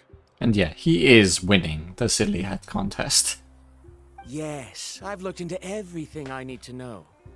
As long as the trip is a success, then the commission fees won't be a problem. Oh? And where is it you want to go? The mysterious island. Just as Paimon thought.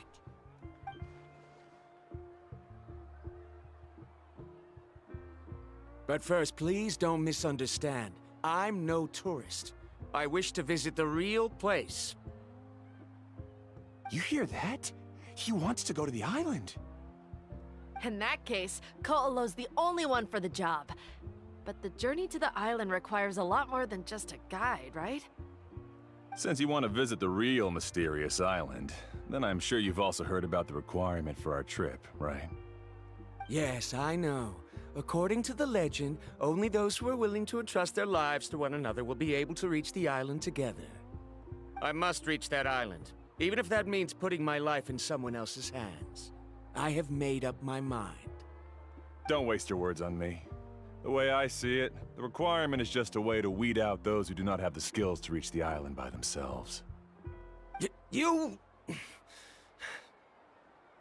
say you'd put your life in somebody else's hands? Ridiculous. Even if someone were to trust me with their life, they'd just be another burden. Let's look at it the other way around. Why would I place my life in the hands of someone whose abilities are far below mine? That is what the legend is really hinting at here. Many guides in the tribe have received commissions like this, only to end up bogged down by their incompetent clients long before reaching the destination. How do you think I reached the mysterious island? I made it because I chose to go alone. Well, I'm different. I'm no ordinary tourist. That doesn't make much of a difference to me. You'll give up halfway at best, which is a waste of my time. And a waste of your commission fees. I can tell you're just looking to explore something new. If that's the case, then you can find another guide in the tribe. For example... new student, over there. What's up with that guy's attitude? Paimon takes back everything nice she said about him. I have things to do now. Goodbye. Hold on, Ko'olo. What's wrong? I'm only introducing a potential client to you because I know you're a teacher. In fact, I'd say it's quite the opportunity. Never mind that for now. I don't agree with your views on the island. Uncle New taught me that... I know. You're just the same as him. You both obviously hope to prove yourselves, but still think that you have to follow the legend to the letter. Waiting for a cumbersome client to find you before even trying to set off. Mualani? The rare ores I brought back are proof that I've been to the island. But as for New, where's his proof? Why don't you wait until he's actually found the island before you start using his views to refute me? Well, well. Seems we have a challenge at our hands. I'm really sorry. I just wanted to take you to see what the excitement was all about. I wasn't planning on getting into an argument with him again. That Ko'olo seemed to harbor some kind of grudge against you, Mualani. Or maybe your teacher. I know. Quite an impressive achievement for my teacher, huh? Even the best guide in the tribe can't stop talking about him. Oh, Paimon thought you'd be more upset. Of course not. Uncle New has also argued with Ko'olo before. I've already heard the same words several times now. But it's hard to prove anything to him unless you've actually been to the island. You also really hope to reach the island, right, Mualani? That's right. It's just that I've always seen the journey as something super important and not to be taken lightly. I was really surprised when you asked me to be your guide today.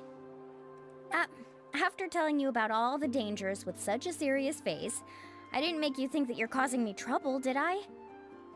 Actually, Paimon did think about taking our invite back.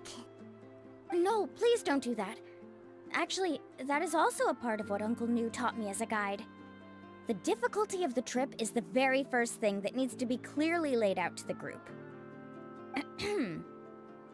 If you want a chance of reaching the destination together, you must first reach a consensus on the amount of effort that will be required. I always felt that my teacher is no less skilled than Ko'olo. But Uncle New has never been to the island, so Ko'olo always uses that to push us down. So, as Uncle New's student, I've always wanted to complete the trip to prove his skills. It's a pity that I've never had the chance. But don't you have that chance now, Mualani? If you'd agree to be our guide, we're completely willing to trust you with our lives. With the help of the renowned traveler and her trusty companion, you'll definitely be able to find the mysterious island. Then you can come back and teach that Ko'olo a lesson. Oh, Paimon. Come on, bring it in. Aw, you're making Paimon blush. So many hugs in Natlan. And I'm guessing that Muarani was involved in all of them. So I guess it's just a very hug-happy person. Alrighty then. If we're gonna go, we should start preparing right away. I've already had the plans for this trip written out for some time. Come with me. Oh, it's that scholar guy. Paimon almost forgot he was still here. Scholar guy? My name is Varamdra. Please use it. I didn't expect to see you again, Traveler and Paimon. Oh, and it's that lady too! Hello again! Excuse me, Miss Guide. Since we've been referred to you, would it be okay for us to join your journey?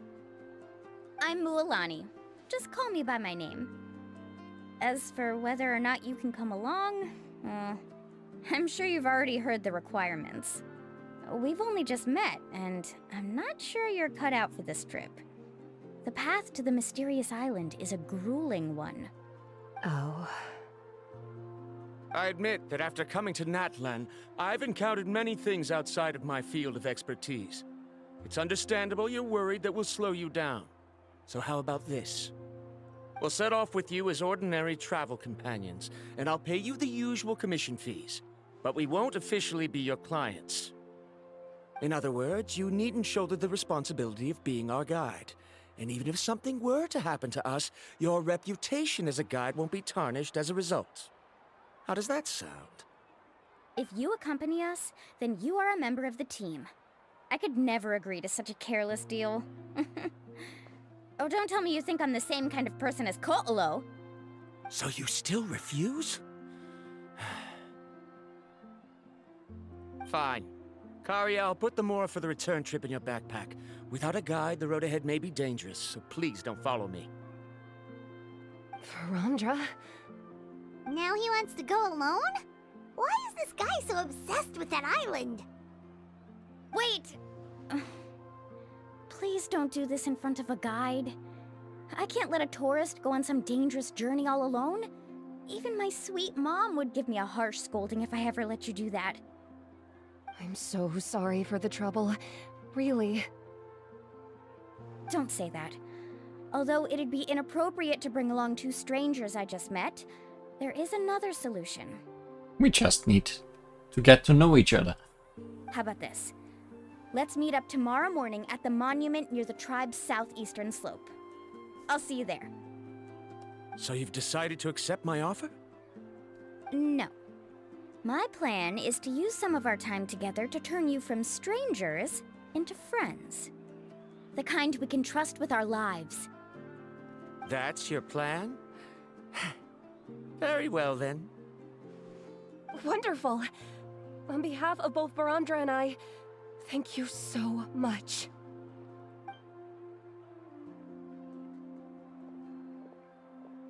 Pretty sure only Mualani could come up with a plan like that.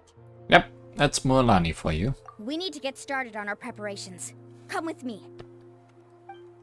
Operation Make Friends.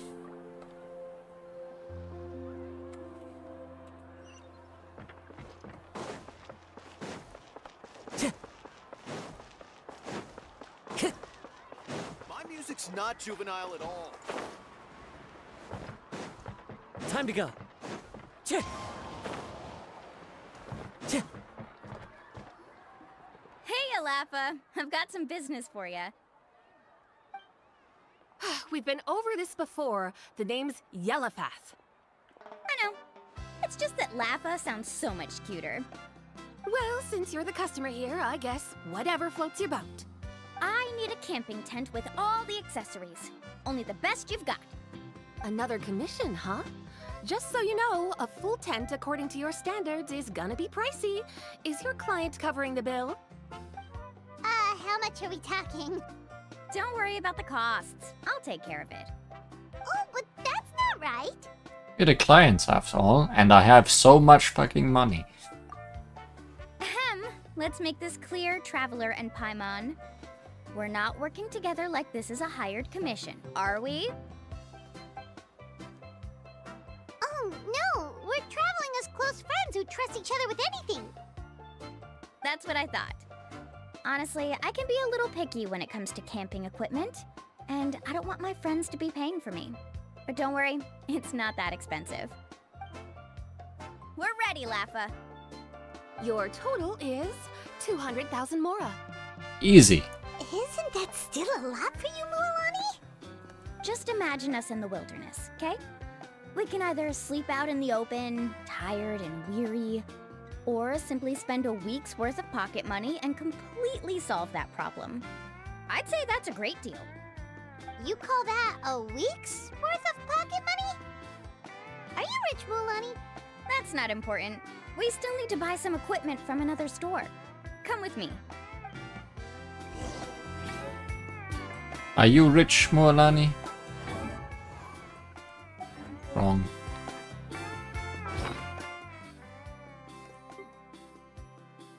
I think I could spare that.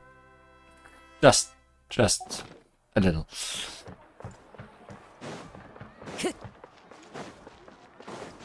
Follow the wind.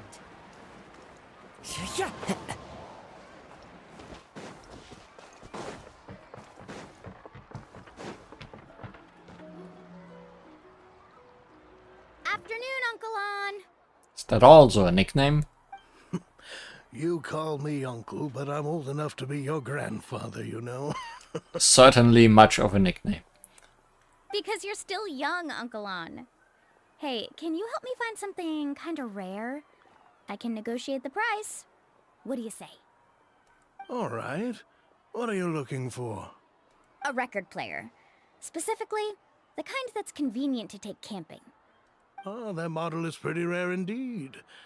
I thought it'd be nice to keep it as a prized collectible in the shop. Uncle On. Just don't break it, okay? I'll even buy it back from you when you're done with it. Thanks, Uncle On. A record player? Does that mean we need to buy some records too? Yep, and that's our next stop. Getting all the stuff. What do you actually sell?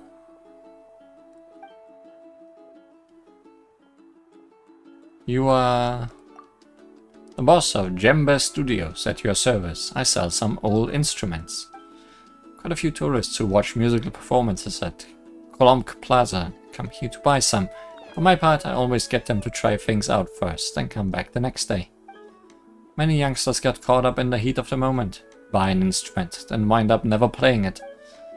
All the ones sold here hold some sentimental value to me, so I'd rather they not lie abandoned in some houses.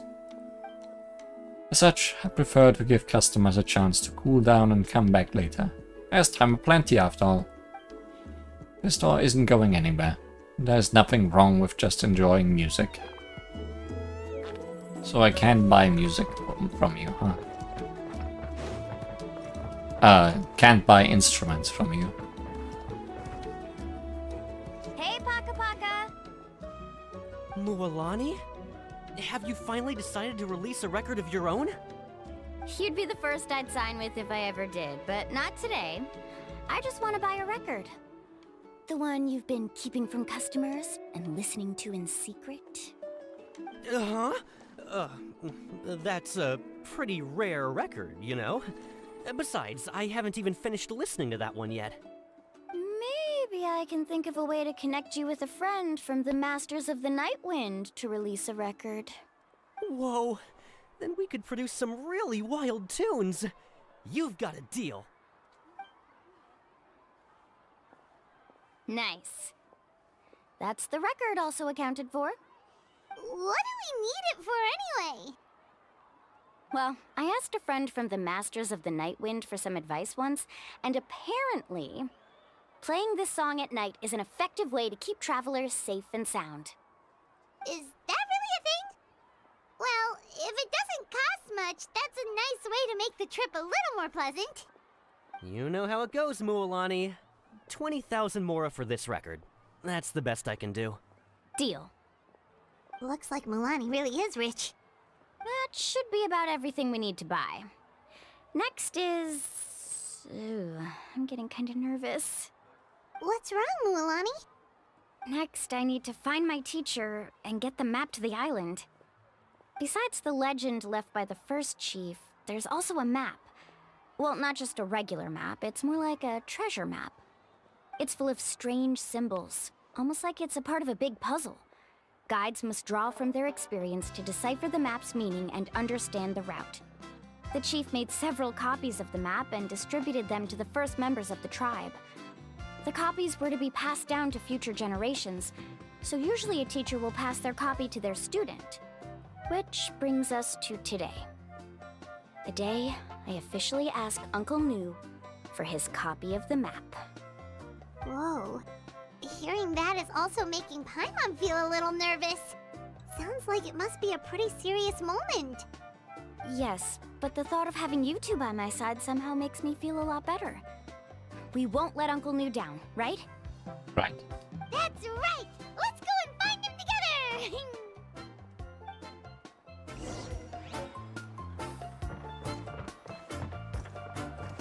Time to go.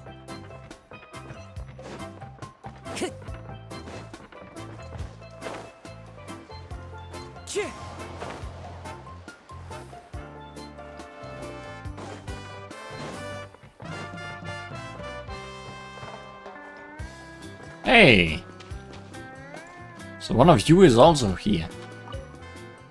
You can't just drink this water whenever you want. It doesn't matter if you are a Saurian or very good at swimming. Hot spring water is not suitable for drinking. See, the traveler agrees. I recorded my experiences here and sent them back by mail. In his reply, Monsieur Neuvillette urged me to wait for the hot spring water to cool before tasting it for myself. But Monsieur Neuvillette, why would anyone want to taste hot spring water at all? Neuvillette is a bit weird about water. Confused looking young Kohola saw. There must be many questions it would like to ask.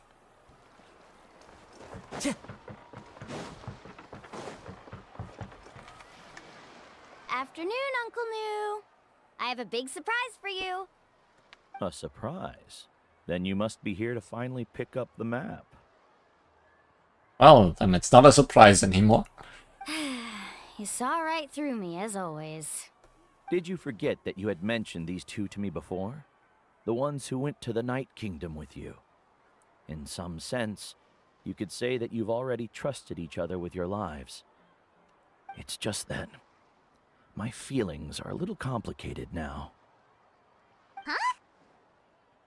Do you think that I'm still not ready yet, Uncle Nu? No, I believe you are the best guide in your generation. It's just that I'm not ready yet. After all, the journey to the mysterious island is no easy feat for any guide of the people of the Springs. I'm still a little worried. Don't worry. With our help, Mualani will definitely be able to find the mysterious island. Yeah, This time I'll definitely be able to prove that Ko'olo is no better than Uncle Nu. Don't misunderstand. Since you've made up your minds, I won't try to stop you. It's just... Please listen to your teacher's words once more, Mualani. Our mission as guides has never been to prove anything. There is only one thing we must do. Guide tourists safely to their destination. I understand, Uncle Nu. In that case, you may have the map. Also, take this with you. What is it? It's a talisman. Take good care of it. You must return it to me when you get back from the mysterious island. Was this made with spinel fruit?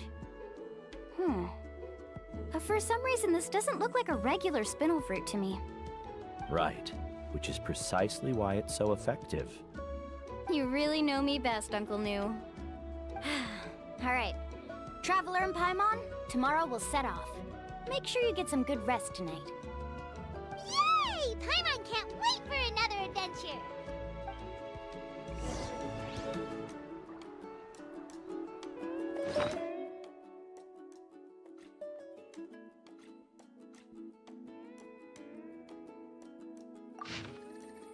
What a pretty map.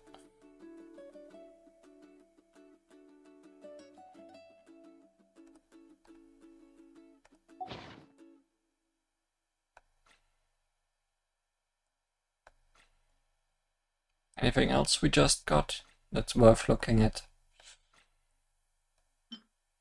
Expedition equipment. Various items that Mualani purchased for this adventure. Camping equipment is a necessity, of course, and the record player and records are for entertainment during rest times, you suppose? They'll certainly come in handy. The scenery is wonderful. Surely enough.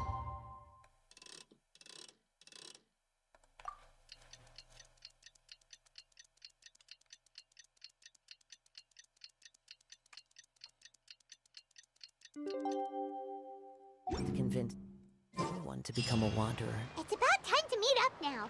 Let's head to the spot Mualani mentioned.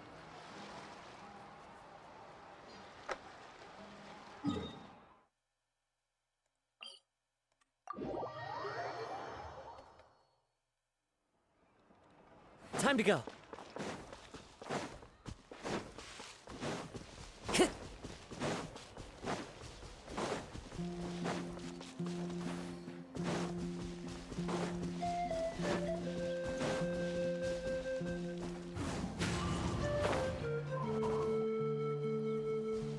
Traveler, Paimon, over here!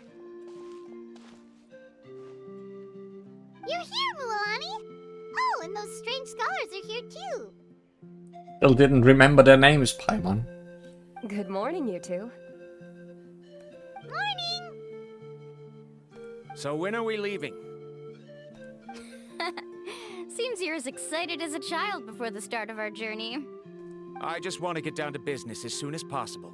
You know this is no leisurely spring stroll, so I hope we can all act a little more professional. Don't worry, I'm a very professional guide.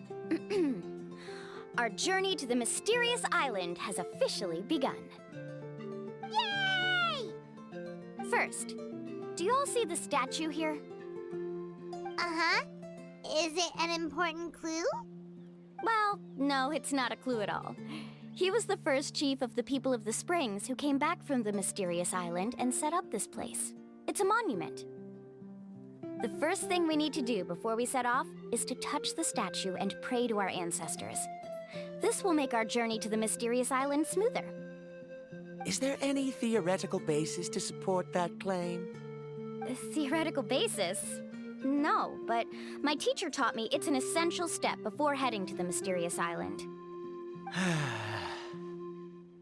Come on, get into it. Very good. You didn't try to argue with me over something that you aren't knowledgeable about. That's very professional of you. Sure, but since this practice doesn't have an empirical basis, I won't be able to include it in my thesis. Come on, everyone.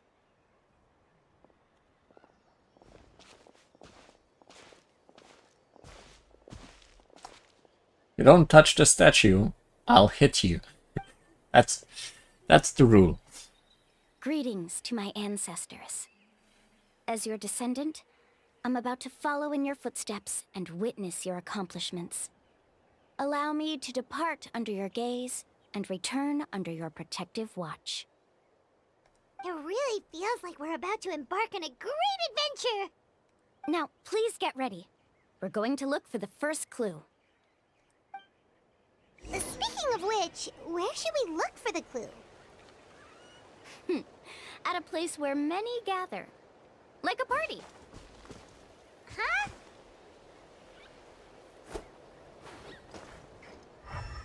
Can't read that.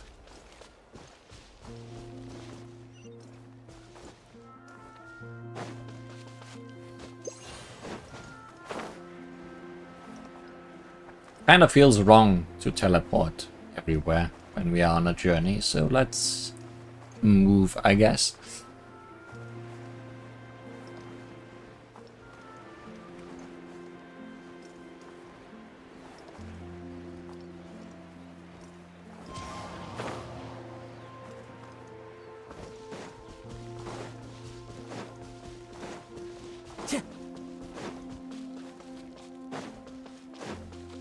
Time to go.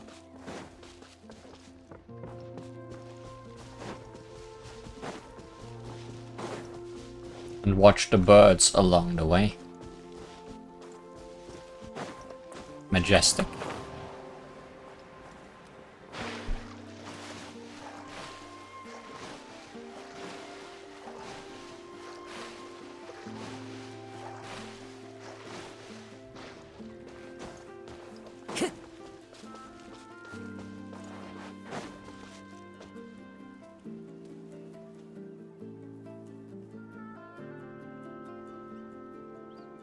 Wow, there are a lot of Kaholosaurs here! As expected, the first clue is related to the Kaholosaurs. When people from outside the tribe get a copy of the map, most can deduce that the first clue is related to the Kaholosaurs.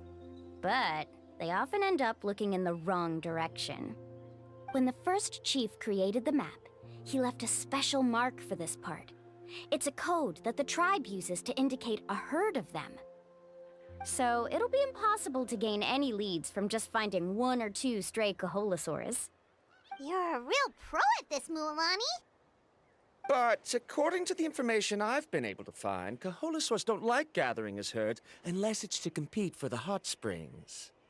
So let me tell you a secret that only a guide from the people of the springs would know.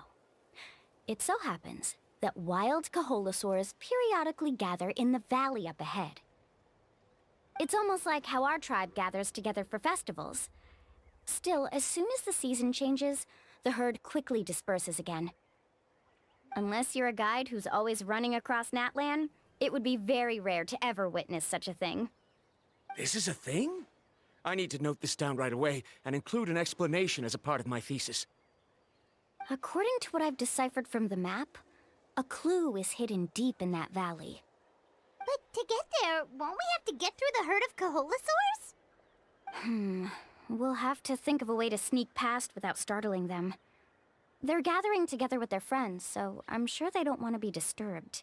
If we are a Kaholosaur. You mean we're going to have to walk through the Kaholosaur herd? That feels a little... Given we've agreed to work together, everyone should do their part. However, Karia has been attacked by Kaholosaurs before, so this isn't an ideal plan for her. But it shouldn't be a problem at all for me. Let's have Karia wait here, and I'll take over all the tasks that were supposed to be entrusted to her. No worries. We don't need everyone to go. We actually need someone to stay and look after the luggage, so we'll leave that to you two. Traveler, Paimon, please come with me. Is that so? Then that works out perfectly. And now I understand how much you care for your assistant scholar. Wink. Follow me and stay close.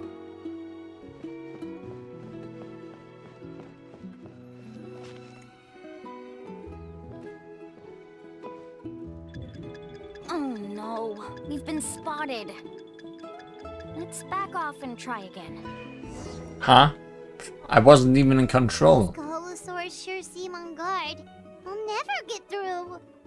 Kevin, you've already used the information provided by the map to deduce that the clue is in that valley. Why don't you simply chase them away? You're pretty strong, aren't you? First of all, the elders of the tribe have always warned us to never hurt the Kaholosaurs. Doing so will almost certainly bring bad luck. And secondly, you can't just show up and intrude on others' gatherings, much less make them leave. That's just terrible. But on what basis? Okay. So can we figure out another way to enter the valley? There must be a way to enter the valley without startling them. It'd take a while for me to come up with a solution on my own, so I'd like to ask everyone to help come up with some ideas. And we go around. Let Paimon think. Oh, is there a detour or another way around? According to the map, the clue is right in the middle of the Kaholosaur herd. Even if we try to approach from the other side, we'll just run into the same problem. This is tricky. Karya, I've noticed that you only talk when you're trying to help smooth things over between Varamdra and the others. I'm sure you must have some ideas of your own, so why don't you share them with us? Me? All right. When Varamdra decided to look for leads on the Kaholosaurs, I wanted to help, and so I also looked up some information about the creatures. I discovered something very interesting. We thought that the Kaholosaurs relied on their hearing to track their prey, but they also possess a very keen sense of smell. But I'm not sure how useful that information is. Oh, that was actually very useful, Miss Karya. You can just call me Karya. In that case, please stay here and keep an eye on the luggage. Traveler, Paimon, come with me. I've got an idea.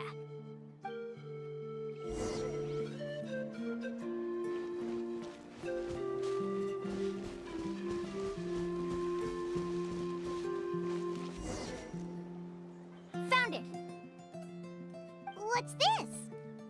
The key to making our way through the herd. If the Kaholosaurs have a keen sense of smell, then even if we try to sneak around and stay out of sight, they'll still notice us once we get close enough. But this plant can help us solve that problem, because its fragrance is very similar to the scent of a Kaholosaur. We can apply the plant's extract to our bodies and trick their sense of smell. So, we're gonna rub plant juice on ourselves? Perfect plan. Don't worry, it's also good for your skin.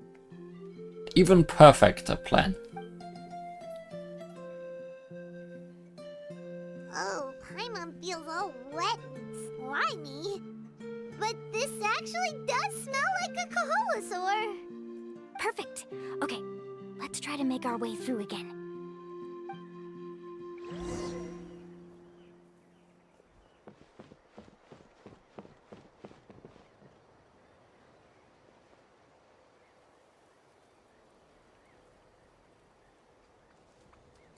Be sure to stay out of sight.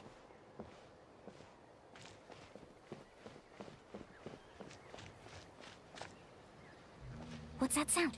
Careful! Oh, it's just a young Kaholosaur. Don't worry, this little one doesn't pose any danger. Not gonna scream for help, will it?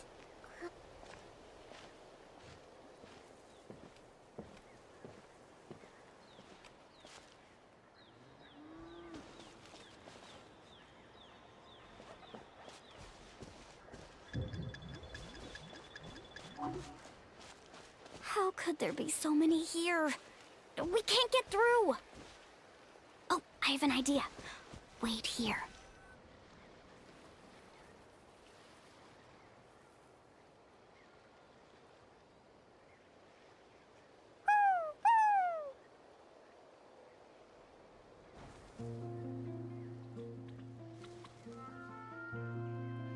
Very good, Morlani.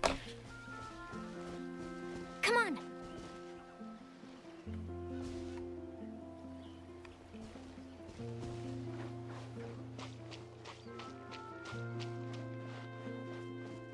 Careful!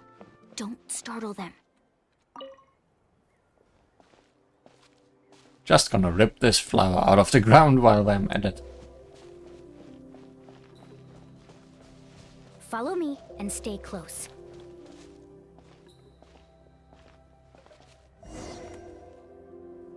We must be getting close.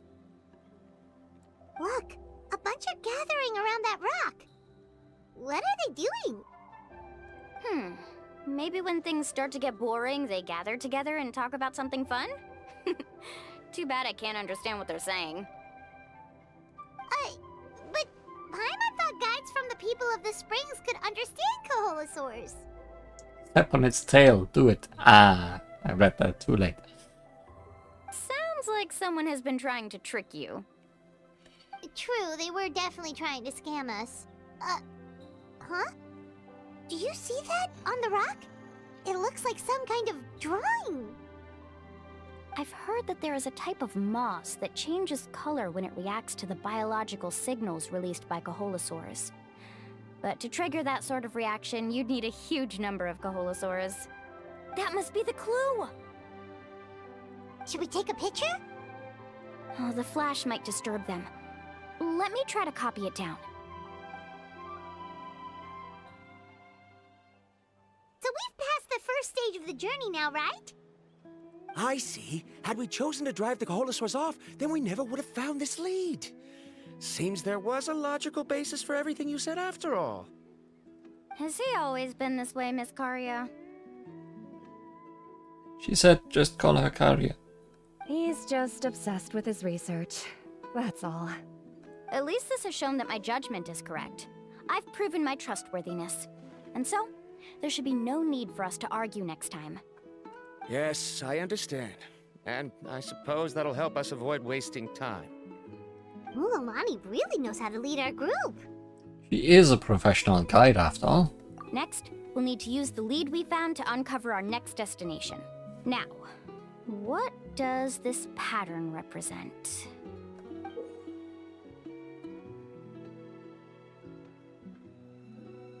Hard to tell. Paimon certainly doesn't have any idea what it's trying to get at. Aha! I got it. Though the lines are kinda rough, I can still see that they represent the boundaries between the water and the land at Jadeskirt Knoll. We can use this to fill in the hole on the map and find our next destination. Really? You got all that just from some rough lines? Well, intuition is also a part of it. Maybe I've just seen too many maps as a guide, and now it's easier for me to pick up on patterns like that. All right, break time is over. Let's get ready to move.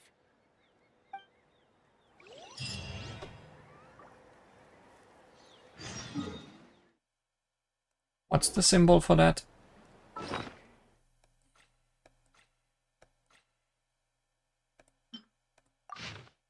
And that's the Kaholosaurs. And I guess that's water and shore. Sure. And that means island. Surely. Surely.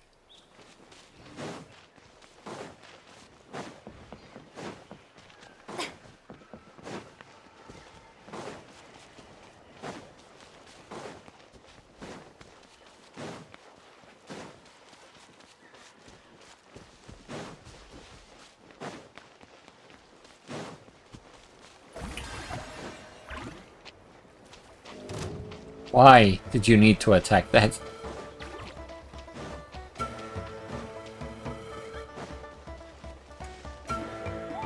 Also, this certainly looks like a not used boss arena. Now that I look at it. Okay, this is the place. So, where do we go next? I'm not completely sure yet.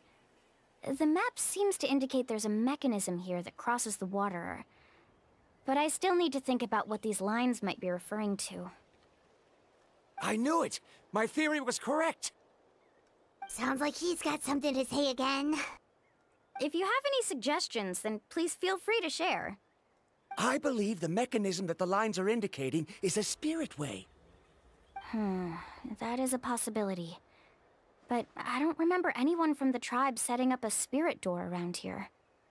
According to my theory, it might not have been set up by humans. The dragons living in Natlan also used a similar device, long before the humans. Speaking of which, the spirit doors your tribe uses may have been built imitating the dragon ones. Oh, I remember now. Uncle New did mention this possibility to me before. After learning about the legend, I realized that it was connected to my research, and so I looked up a lot of related information. Even though I haven't found an exact route to the mysterious island, I'm fairly certain I've deduced the geographical features of the island's surrounding areas.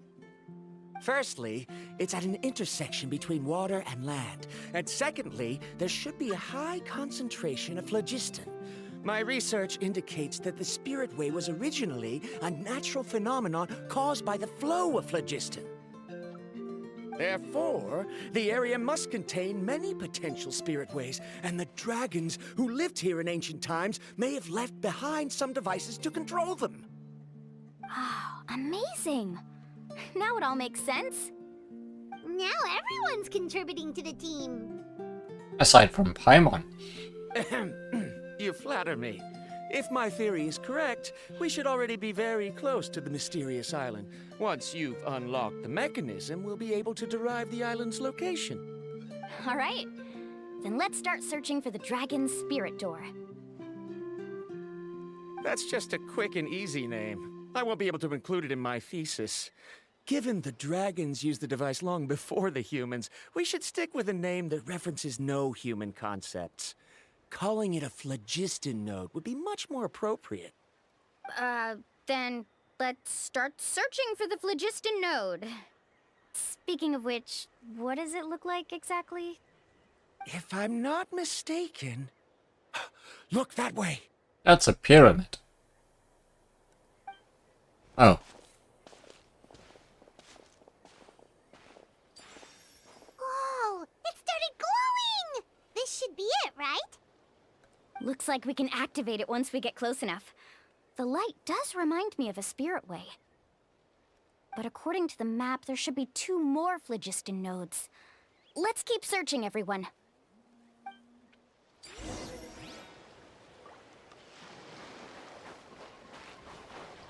I'm so happy Varamdra was able to help the team. Now, how to control the phlogiston nodes. Let me reflect on the information I read.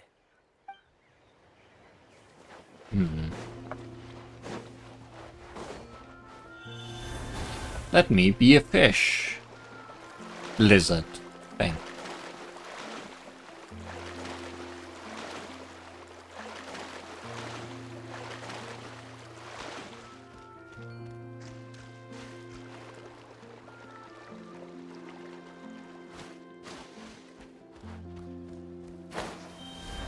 So there's one on this island somewhere. Probably up.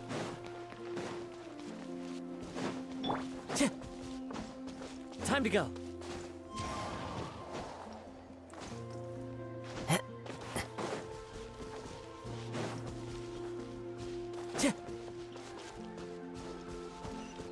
Into the wind. Paimon sees it!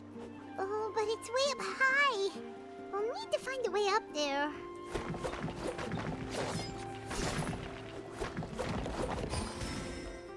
Found a way up there.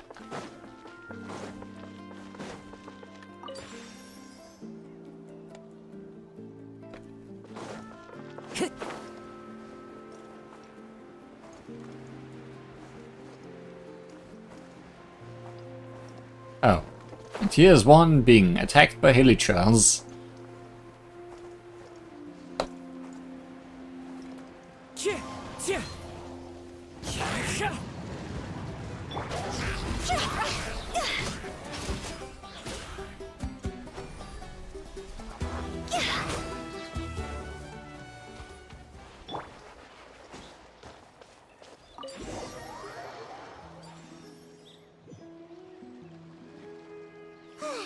We finally found all of them. Great work, everyone. Okay, now first, we need to figure out how to control this thing. Its qualities are very similar to that of a man-made device, but it doesn't seem as intuitive to me. Is there something wrong? See, look at this. After activating a normal spirit door, we could just go ahead and use it. But this one requires someone to stay and keep operating it here. So we need to leave 3 people behind. What you are saying. Also, according to the map, we need to activate the mechanism and switch between different phlogiston nodes to change the path of the spirit way. If we don't operate the nodes properly, then the people on the spirit way will come tumbling from the sky. Isn't that super dangerous? In theory, the process should be very safe, but only if the 3 phlogiston nodes are each being operated by someone. Do you think you'd be able to operate it? I just tried, and it clearly requires more skill than a typical spirit door. Though I've never tried before, I've read a lot of information and theoretically should be able to properly control it. Let me give it a try.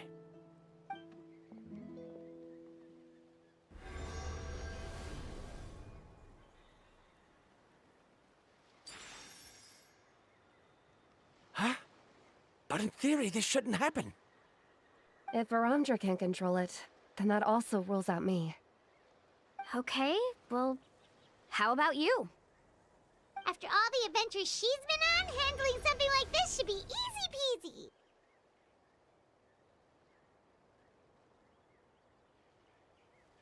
All right, then it'll be up to the Traveler to stay here and operate the phlogiston node.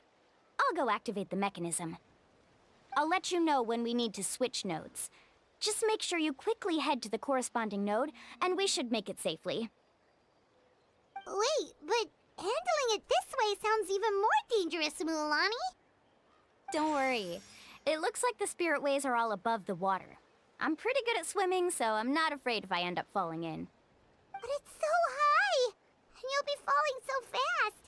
If we don't manage to reach a node in time, or if we make a mistake, there's a lot that can happen. Oh, you know, we all have wings. Do you still remember the promise we made before we left Paimon? Only those who can trust each other with their lives can reach the mysterious island. Since you two are willing to trust me, then naturally, I'm willing to trust you. Alrighty. Just leave it to us. Please be careful. When doing a Spirit Way challenge, you can jump to switch to adjacent tracks. When close to another track, jump while holding down the directional movement control to switch tracks.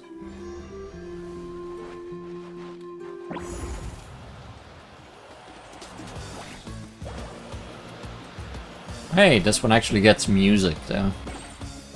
That was way too early.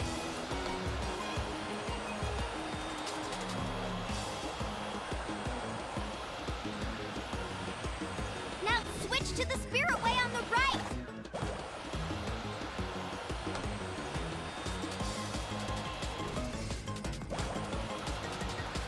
Please activate the next node. Paimon heard Mualani shouting just now. Let's go find the node we need. Where are we?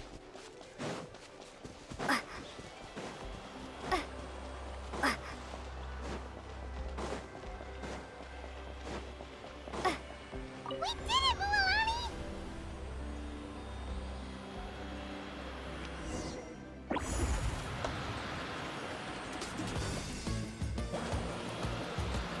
Oh, was it supposed to jump over?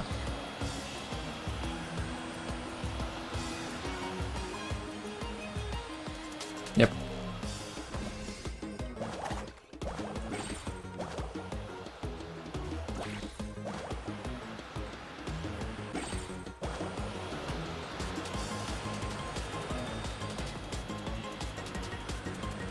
The path ends up ahead.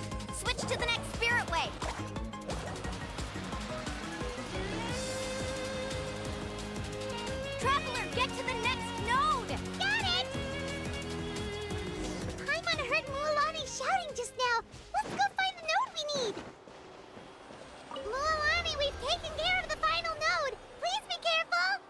Could have put me farther away from it.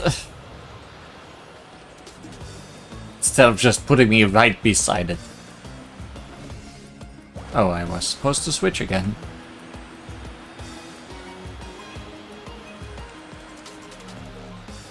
Most roundabout public transportation.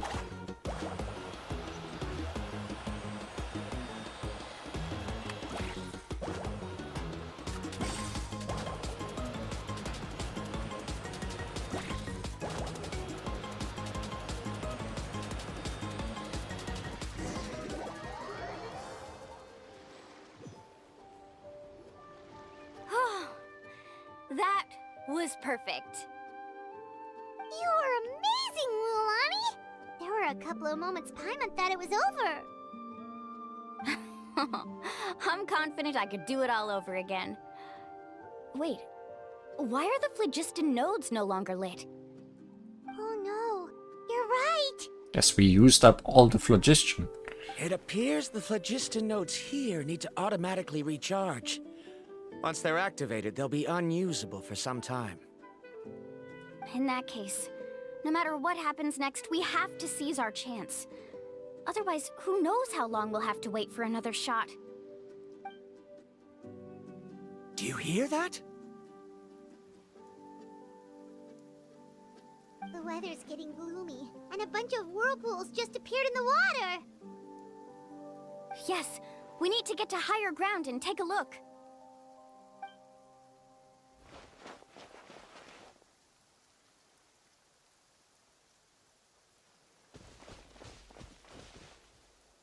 Could go higher. Hey, look over there! Whoa! There's a giant whirlpool over there! Yep, and that's our next stop. Are we going underwater? Huh? What do you mean?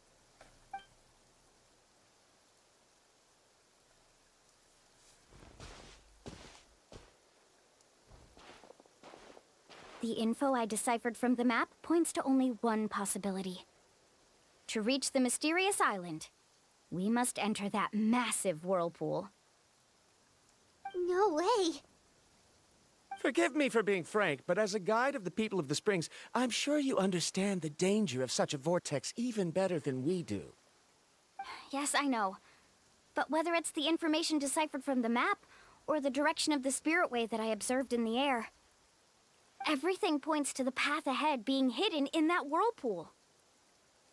And what if you're wrong? We die. Paramdra. I'm not trying to be unreasonable. Unfortunately, I'm very knowledgeable in this area. The spirit ways must have affected the nearby bodies of water and lowered the water level. That's why the whirlpools appeared. At this rate, some of the land that was once underwater will soon reappear at the surface and see the light of day again. Don't you think that sounds more like the definition of a mysterious island? So, our goal should be the shallow waters. If we enter that vortex, the undercurrents will drag us to the bottomless abyss. He does seem to have a point. I can't find any evidence to refute your claim for the moment, but I still trust my judgment. And it seems like it's time for our collaboration to come to an end. But didn't we all agree to trust each other? I have reached this conclusion based on my field of expertise, and I cannot deny it, even if you try to convince me otherwise. From now on, let us each choose our own way. No, I refuse. You? Letting your clients separate themselves from the group in the middle of a journey will result in the worst luck possible. I will not agree to that. Then we can implement the plan I proposed at the very beginning. You're not my guide, and as such, you don't have to take responsibility for me. Oh, but you can't do that once you've traveled together as a group. If you were to leave now, we'll all be hit with bad luck. It's now beyond both our control. How about this? You and Karia wait here. We'll go first and investigate the whirlpool. I know you like to explain everything with theories and logic, so let me build my case first, and then I'll come back to convince you. Well, Traveler, Paimon, let's get going. Let's drown.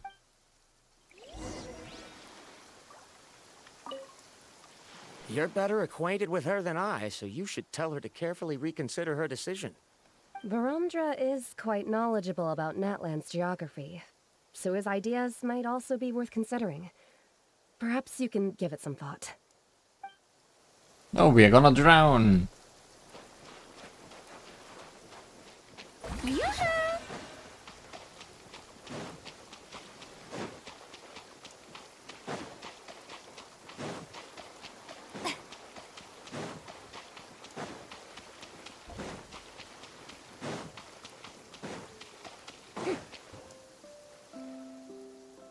Whoa, the massive whirlpool is up ahead.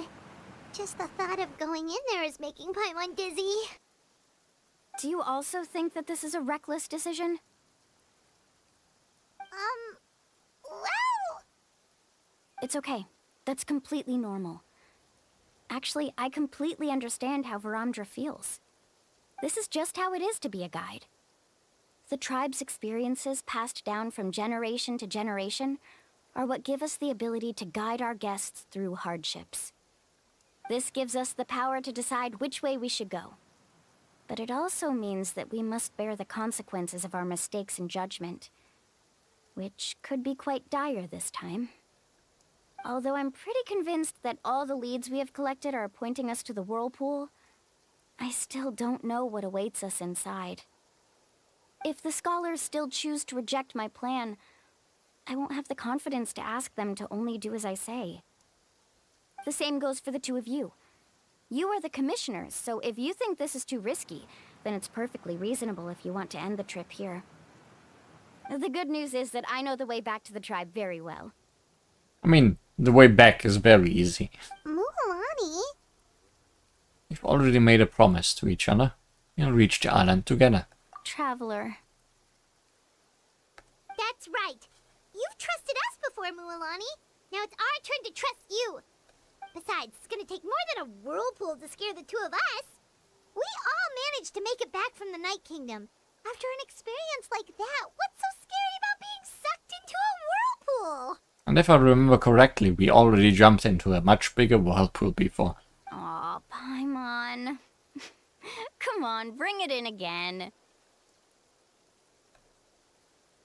Alright. Let's investigate this whirlpool and see if we can gather any info to convince that scholar. Matters of luck aside, he definitely knows a lot about geography and we'll need him on the team. I know, it's just that we can't see much from here. I'll get closer to the water and have another look. Wait a sec. Is it just Paimon or does the whirlpool seem to be getting smaller? Oh no, time limit. You're right. Maybe it's just like the phlogiston nodes and can only be active for a certain amount of time. That means we need to hurry. Miss Guide, we have a problem. Karya? What are you doing here? I tried to persuade him, but Varamdra insisted on verifying his theory first. He said that the water to the south was about to be shallow enough to wade through. But after he took a few steps, the water suddenly began to surge and he was swept away. I'm not much of a swimmer, so I came to call for help. Oh, why did this have to happen now? Can we still make it into the whirlpool? No time to hesitate. I'll get in the water and rescue him. Just tell me which way he went, Karya.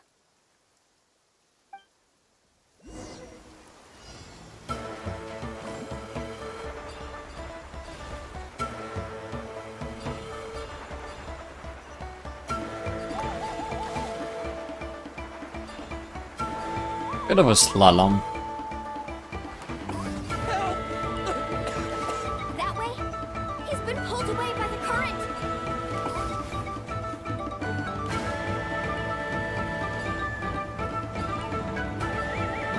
Not here either. The current is too fast. Oh, that was wrong. We found him.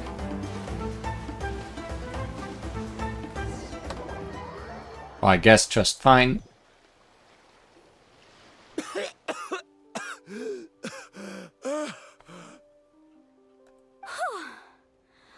Karya came and found us just in time.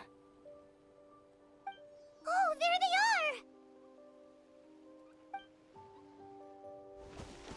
are! Verandra, thank goodness you're all right. Thank you so much, Miss Guide. Oh, didn't I tell you to wait for me? Judging by the changes in the water's surface, the path to the mysterious island wouldn't be around for long. I didn't want to miss this opportunity. It's just... I didn't expect my calculations to be wrong. It seems you were right. Right, who knows if we can make it back in time now? Huh? Well, the whirlpools have disappeared! Seems we missed our chance. Why would you give up on such an opportunity to come rescue me? How can you say that? It's already bad enough that you had to be left behind. Do you think I'd let anyone in my group drown? I'm really sorry. Don't feel guilty, Karya. I think if I reactivate the nodes, that will cause the whirlpools to reappear. The only problem is that we still don't know exactly when we'll be able to do that. It's already getting late now, and we've been on the move for a whole day. As your guide, I suggest we make camp first and have a good meal. We can talk about the other stuff tomorrow. Now that you mention it, Paimon is feeling a little hungry. Well, we can't finish this in one day anyway. Otherwise we wouldn't have to have bought all that camping equipment and music. It's a miracle she hasn't mentioned food for so long. Hey, Paimon's stomach can be very sensible. It won't interrupt while everyone's busy solving puzzles. We have plenty of tasty things to eat. Let's just find a suitable spot to make camp. I like that place right over there.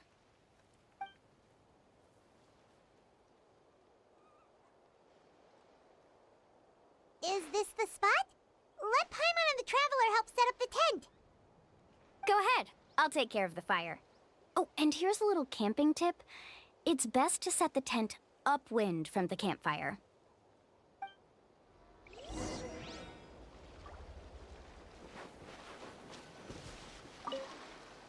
I can't believe there was an error with my theory. Is there anything I can help with? I must thank you all for saving Verandra earlier.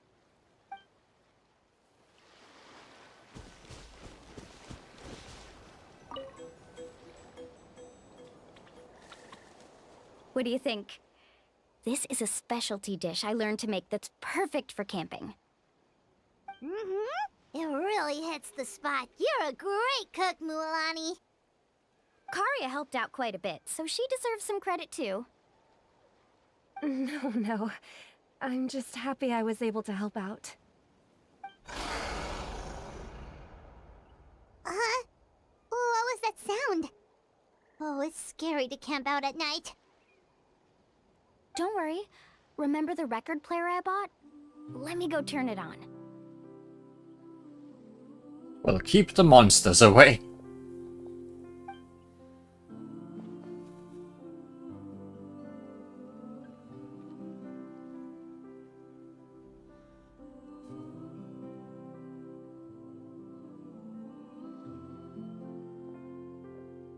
Listen. Not bad, right? Wow, so it really works! Paimon thought you were just playing it for good luck! My parents told me that most of the valuable experience from our ancestors is hidden in various customs.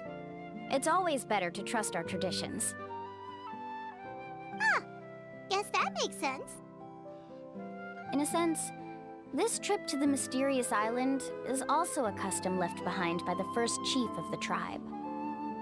I wonder what kind of experience he's trying to share with us. What kind of person was he like? Yeah, Paimon would like to know too. Even though I've heard my parents tell stories since I was little, I actually don't know too much about him. It's said that he was the first person to make a map of Natlan, and even the first person to become friends with the Kaholosaurus. That sounds pretty amazing. Yeah. There isn't a place in Natlan that he didn't visit. Even the most remote parts bear his footprints. Even now, no one has even come close to his reputation and status as a guide. His trip to the mysterious island is the most legendary of all his accomplishments. But oddly enough, after returning from the mysterious island, he laid aside his yearning for adventure and chose to settle down. That's how the tribe was founded. It really makes me wonder what the journey meant to him. A camping trip shouldn't be this stuffy and quiet. Everyone needs to help make it more lively. How about this? Before we rest for the night, let's have a bonfire party. If we're going to go plunging into that whirlpool tomorrow, then wouldn't it be best to try to rest and conserve energy now? Oh, Virendra. Now's not the time to be a party pooper. You ought to agree to ideas from the one who rescued you today. Yeah, she's right! All right. So what do the rules stipulate for a bonfire party? Rules? A bonfire doesn't have any rules. Everyone just needs to have a good time. How about this? I'll ask everyone a question, and then we'll take turns saying what's on our mind. Okay, sounds fun enough. So, for the first question, what's the purpose of a journey? Oh, we were just talking about this. Let's hear everyone's ideas, and maybe we can figure out what the first chief was thinking back when he made the trip. Paimon can go first. If you ask Paimon what the purpose of a journey is, it'd definitely be about treasure and all kinds of delicious food. And most importantly, it's about making the trip together with your companions. Yes, I can't agree more. Okay, next person. How about you, Traveler? The purpose of a journey.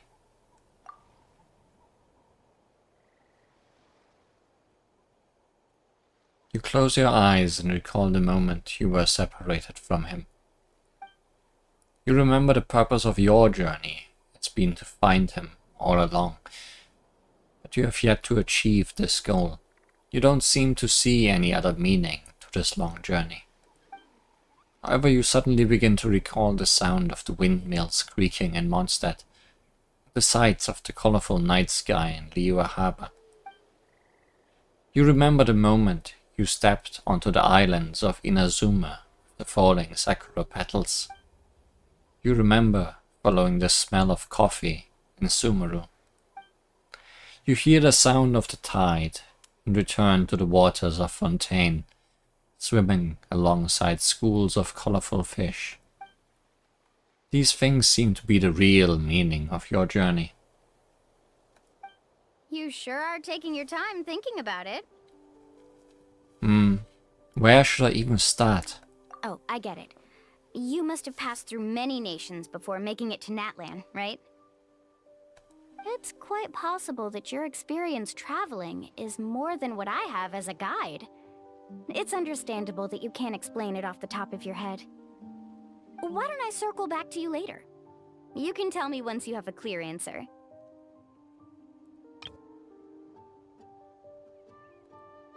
Next, let's hear what Karya has to say. Me? If you ask about my travels... Well, this is actually my first time traveling, so I don't have anything useful to contribute. That doesn't matter. This is a party around the bonfire, not some research seminar. All right. If I had to say what the meaning of a journey is, I'd say it provides an opportunity for true companionship.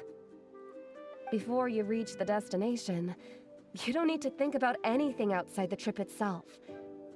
As long as you stick together with your companions, you won't have any trouble to worry about. Yeah, I get it. I'm on too! Uh-huh. I hope that didn't sound too silly. Alright, now it's Varamdra's turn. All right, if you insist. In my opinion, our goals and dreams in life are all in pursuit of what we call results. The so-called journey is but a path that leads to these results. So, the greatest meaning of a journey lies in managing to find the right result. Not sure I completely get what you mean. There's nothing difficult to understand. It's the same as the decision of your first chief. He must have discovered enough valuable results after visiting the mysterious island to decide that he should end his journey. Once you've achieved the results you want, any additional journeys would become all but meaningless. Before coming here, someone had stolen the results of one of my research projects.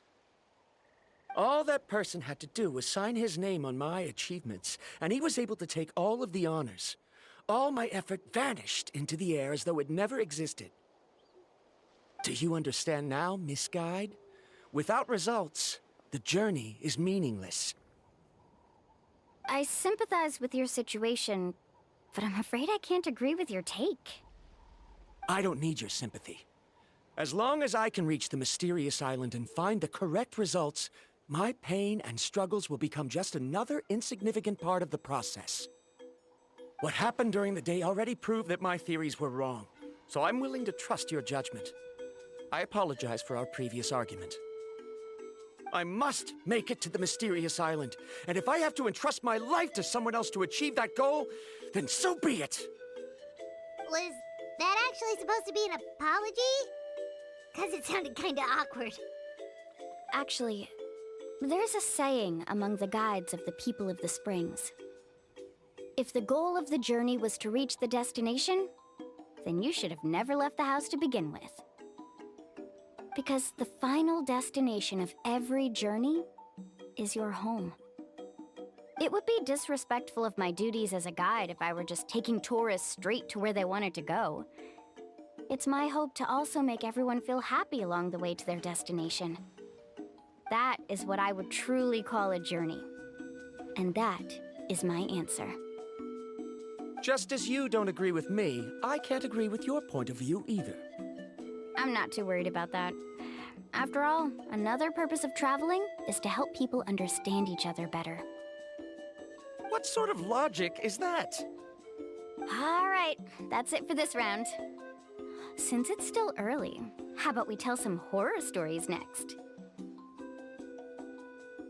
Huh? Oh, now Paimon's scared.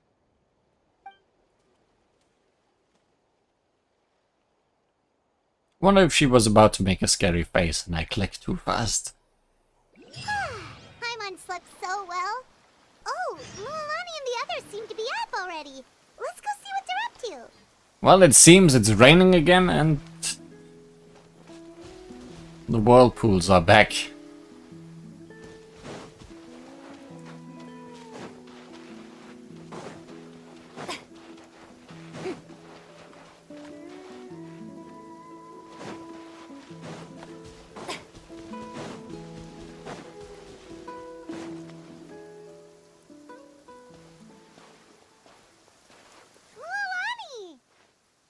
Just in time. I was about to go look for you.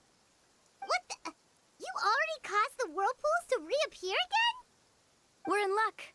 The phlogiston nodes were recharged by dawn.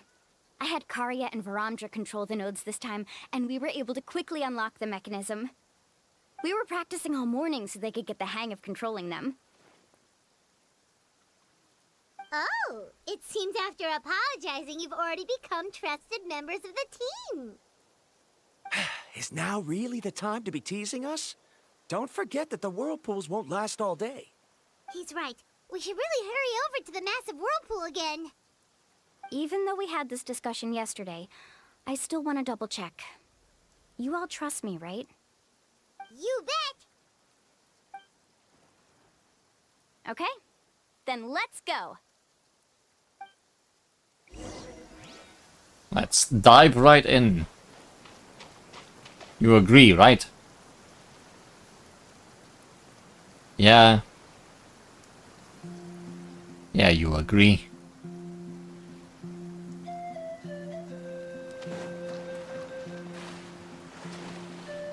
Shower me with praise!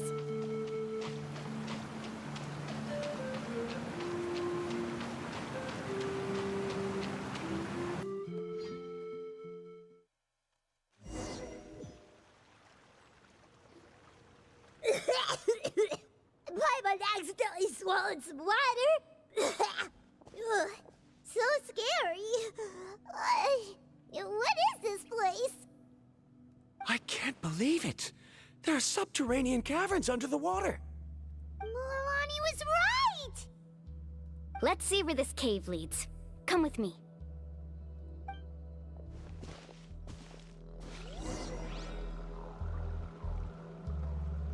Well.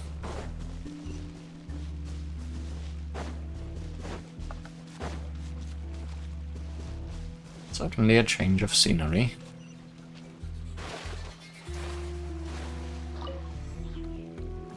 Carving waves! According to the map, we need to head downward? Okay. Don't be afraid, everyone. Jump down with me.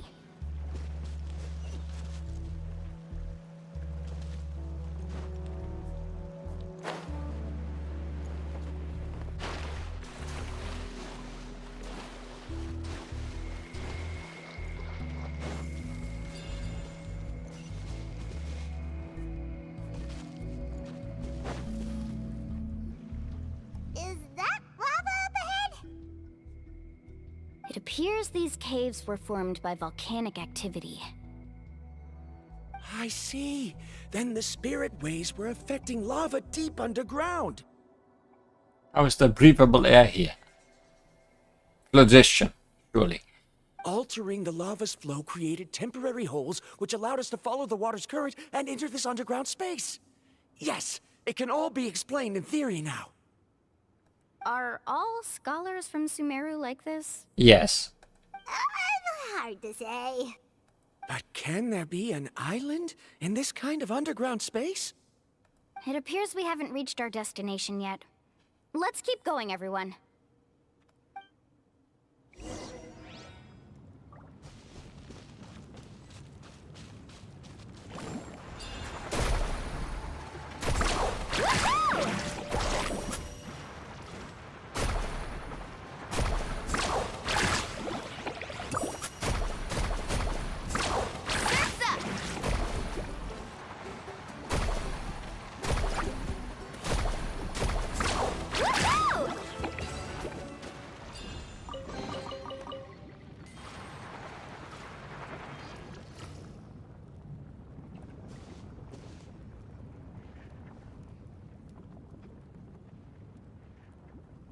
Looks nice.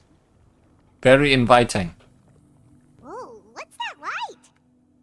Treasure. Let's keep going. We'll be able to see more clearly up ahead. Watch your step. Follow closely, everyone. No eruptions, please.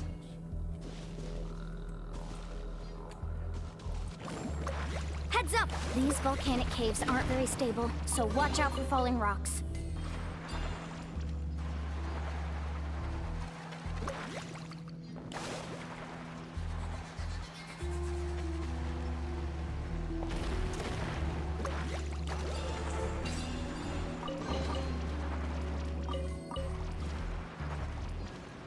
Careful, more falling rocks! Seems like this cave is getting more and more unstable by the minute.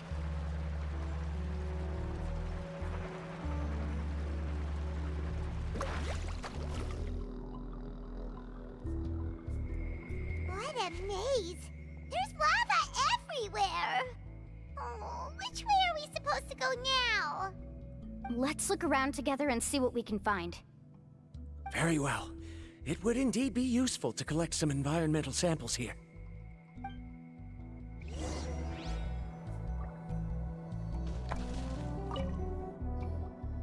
There are plants growing here? There's nothing unusual about that. This is spinel fruit, which often grows around places with lava. Wait, it is a little strange. This isn't ordinary spinel fruit. It's the same as the one on this talisman. Isn't that the talisman your teacher gave you? Yes. In which case, could Uncle New have been here before? But he clearly told me that he'd never made it to the mysterious island. He failed in here then. I'll be sure to ask him about it once we get back.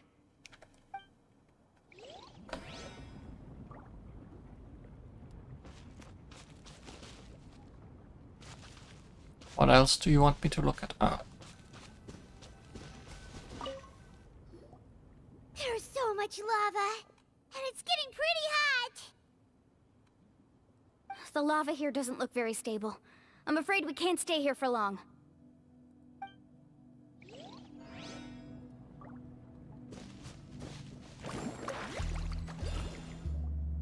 From here, the light seems to be getting brighter. Speaking of which, where is that light coming from? A distant light. Wait, there seems to be a mark that matches that on the map. Miss Guide, it seems Varamdra has also discovered something. I've got it! I've got it! You got it, apparently. Do you see that golden light in the distance? I'm positive that's the mysterious island. That's where we should go next. Really? No, don't go into the light. I'm a scholar from the Academia Spantamad Darshan. I specialize in ores and minerals. When I first heard about the legend of the mysterious island, I took note of its description. One exaggerated description I heard was that it's an entire island that shines like gold. What it was actually referring to was an extremely rare mineral known as vulcanite. Under certain environmental conditions, large amounts of lava are quickly cooled, which then results in this ore. Since the ore can't be moved in time, it begins to accumulate, resulting in the alluring golden glow. If I'm not mistaken, there'll be a large pool of lava up ahead, and the mysterious island will be floating on the lava. An entire island of vulcanite ore! So you mean we really found the mysterious island? Rejoice! Even a small piece of that ore will be priceless. Really? Then let's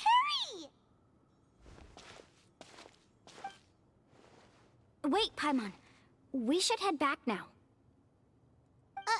Why? What are you saying? This map is covered with symbols and riddles, but there's one thing that's written clearly.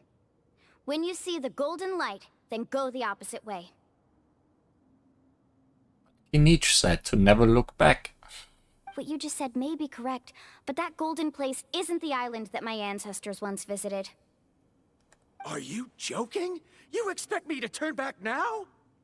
But Mualani's judgment has always been right. If she says head back, then we should head back. We can't be fooled by the thought of treasure. You thought I'm after treasure? Oh, he's acting weird again. After my previous findings were stolen, I began a new area of research. And this ore is the core of my research.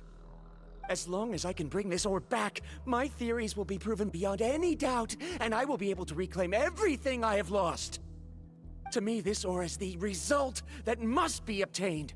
Otherwise, all those hardships along the way will be rendered completely meaningless. Don't you understand? As we agreed before, please trust my judgment. Why? Are you wary of me? Now that we've confirmed that the legendary treasure really exists, you don't want outsiders to take it, do you? She's not that kind of person, Varamdra. The result is right before my very eyes. I won't give up here. You're gonna get yourself hurt. Oh no! He went running in! How can he do that? Not good. We must stop him. Is it just Paimon or is the ground shaking?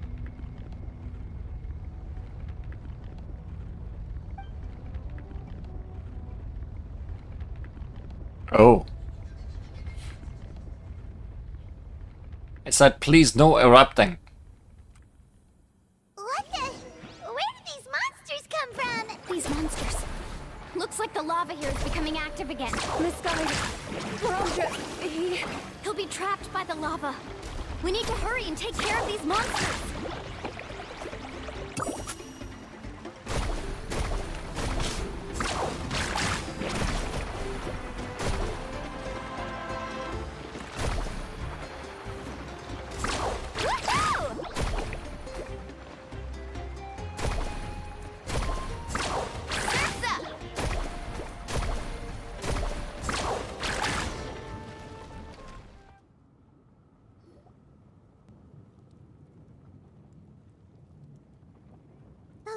is rising!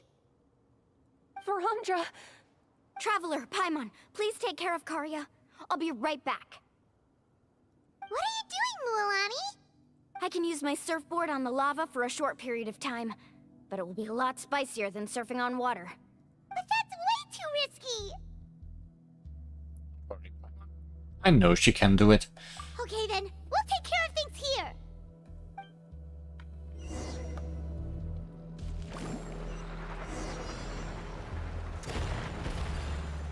The cave is becoming more and more unstable. I have to hurry.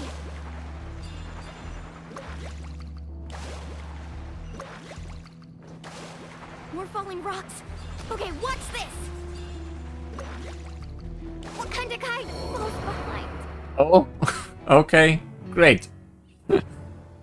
Fell to death, you say?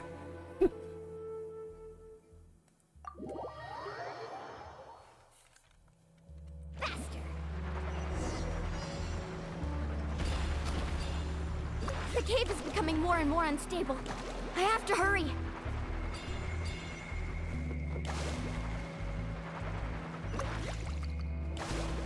More falling rocks. Okay, what's this? I'm watching. The journey is over. What's the problem? Remaining revives? Oh. Let's ride!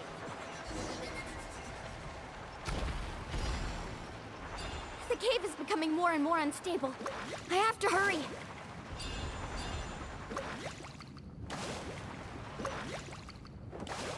More falling rocks. Okay, what's this? Okay, I didn't jump this time. Maybe she died from fall damage or something? I don't know.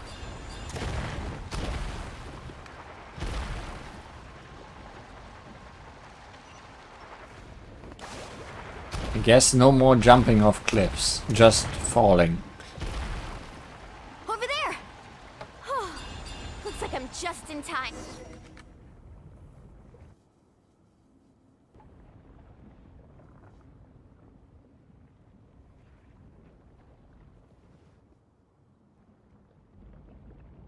It's right there! I'm almost there! Look carefully. You can't get through the lava. You'll die if you try to make your way forward. Why don't you just give up? Why don't I give up? Well, I might not be able to do it, but what about you? Me? You have the ability to move over the lava. If you try, maybe you can reach the island and earn the highest honor for a guide. That way, you'll have the results you need to prove yourself, and even Ko'olo won't be able to question your abilities anymore. You want to know why I won't give up, but I'm asking why you'd give up such an opportunity. The lava is rising. If I take this risk, then how will the others get back? Did you forget? I already gave you my answer. You... Come with me. No!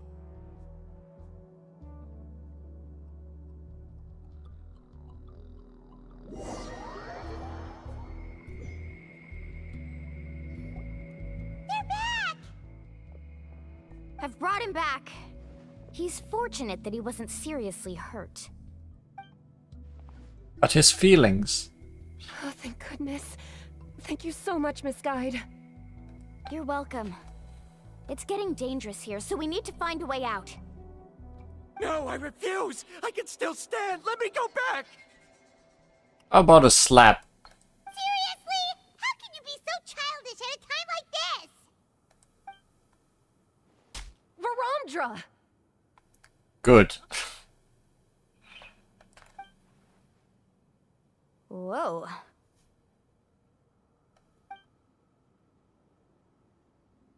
I've always believed that you're the most talented person I've ever met. Even if your research was stolen and you didn't get any credit, I never doubted it. I believe that even if you won't obtain any results this time, you'll still succeed in your new research, because no one can take your talent away. So, I won't allow my dearest senior to die here because of his own stubbornness. Kari. She's finally opening up. And it seems like she's just the person we need to talk some sense into him. Milani, the lava is almost here! Yeah, maybe she should talk sense into him somewhere else. Don't panic. It seems like the trick that Uncle New taught me is finally going to be put to use.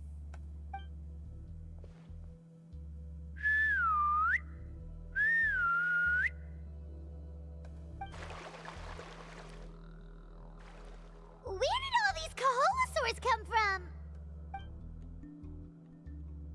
No time to explain. Just get on. Got it, got it!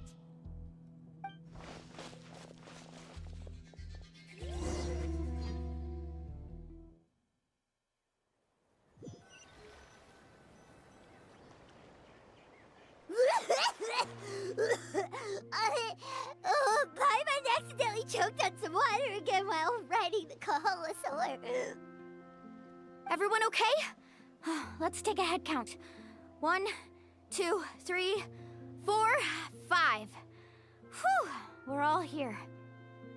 We escaped danger and made it back alive. That's what I call good luck. I think our fortune can only get better from now on. Oh, really? What's the point? We still didn't reach the mysterious island. Hey, don't look so depressed. You'll scare our good luck away. Actually, according to the map, we still have one more leg of the journey. Oh? Then which way should we go? Wait, aren't we back where we started? Come on, let's go to the statue.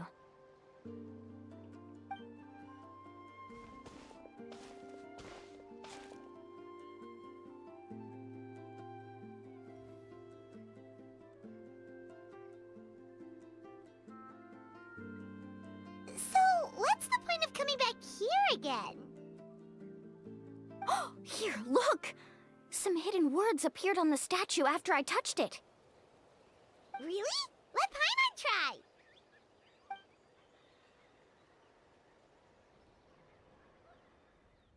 Congratulations, guide from the future. You have completed a challenge that even I found ambitious. And now, I finally have the chance to tell you my story. You may have heard legends describing me as the best guide in all of Natlan. But in the beginning, I was more like a treasure hunter. I chased results, facing countless dangers to prove myself. Time after time, I ventured where others didn't dare, never failing to bring back rare treasures. My fame was second to none. And yet, I never felt satisfied. So I found a new goal, a challenge that no one had ever achieved before.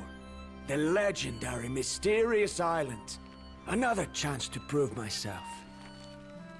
Unfortunately, my friends who had traveled with me all this time had grown tired of my nonsense. Instead of praise, they now showered me with words of caution. Perhaps this journey was one that I had to complete alone. But luckily, they decided to once again put up with my antics. Just as before, they came up with ingenious ways to help me move forward. They never let me down, even when I had to place my life in their hands. And they always trusted my judgment, even when it took a lot of courage. In the end, just as ever, we found the result we came for. But that golden glow was baiting me towards death. It was the glow of a rare ore, but it was also the warning sign of an impending eruption. Maybe if I pressed on and put my life on the line, I could get the result I wanted. And yet, there was a chance I'd lose something even more precious. But don't worry. In the end, I made the same choice as you. Everyone was disappointed that their illustrious guide had, for once, returned empty-handed. But seeing everyone survive, I felt satisfied for the first time in my life. Perhaps the treasure I had really been searching for had been right here with me, all along. So, I decided to end my long journey and find a safe place for my hard-earned treasure. To me, this is the real mysterious island. Home sweet home. The hidden inscriptions disappeared! That was a lot of text for that little rock. These must have been the words the first chief left for those that would come after him. In that case, the mysterious island from the legend is actually where the people of the springs are living now! I remember now that the elders once told me our tribe was originally founded on a small island. Later, the coastlines changed, allowing the island to become what it is today. The journey to the mysterious island starts exactly where it ends. And just like him, we didn't return empty-handed. Yeah. I think I understand the choice he made now. The golden glow is an indicator of when the lava will periodically erupt. If that's the case, the principle of vulcanite formation implies that it will only appear at the start of fierce lava activity, and the flowing lava will quickly swallow it and make it all disappear without a trace. This means that there's zero possibility of ever bringing the ore back. Are the results I've been chasing all this time only an illusion that can be seen from far away? Verandra. Could have taken a picture. Our journey is not yet over. As we agreed, please come back to the people of the springs with me. Then we'll officially complete this journey. Fine. I suppose that would also count as some kind of result. Don't be so down. I have a feeling that the next answer I'm looking for will also be useful to you. Paimon remembers now. There's still something important we need to ask Mualani's teacher about. Oh yeah, the talisman. And the special flower.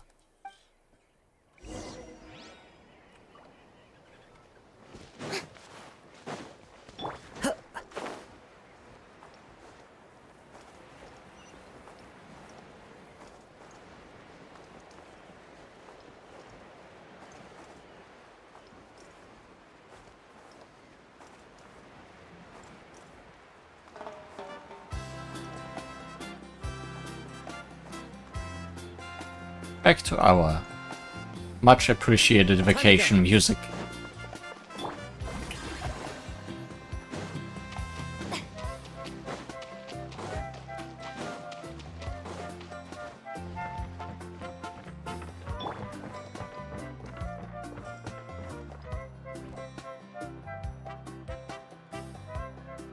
Uncle New, we're back!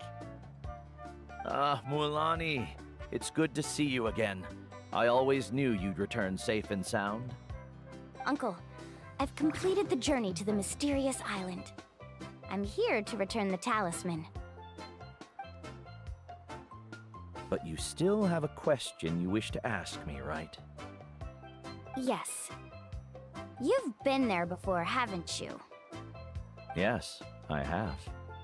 If that's the case, then you've gone on the same journey. But why didn't you tell anyone? Because I made a choice. A choice? Did you notice that the hidden inscriptions on the stone tablet disappeared as soon as you finished reading them? Oh yeah, you're right. There's a special paint on the statue that would change color when it comes into contact with volcanic dust. Only those who have been to that underground space will be contaminated by the dust and be able to see the hidden message. But once the dust starts to wear off, the hidden inscription will disappear again. And this is the choice that the first chief left to us.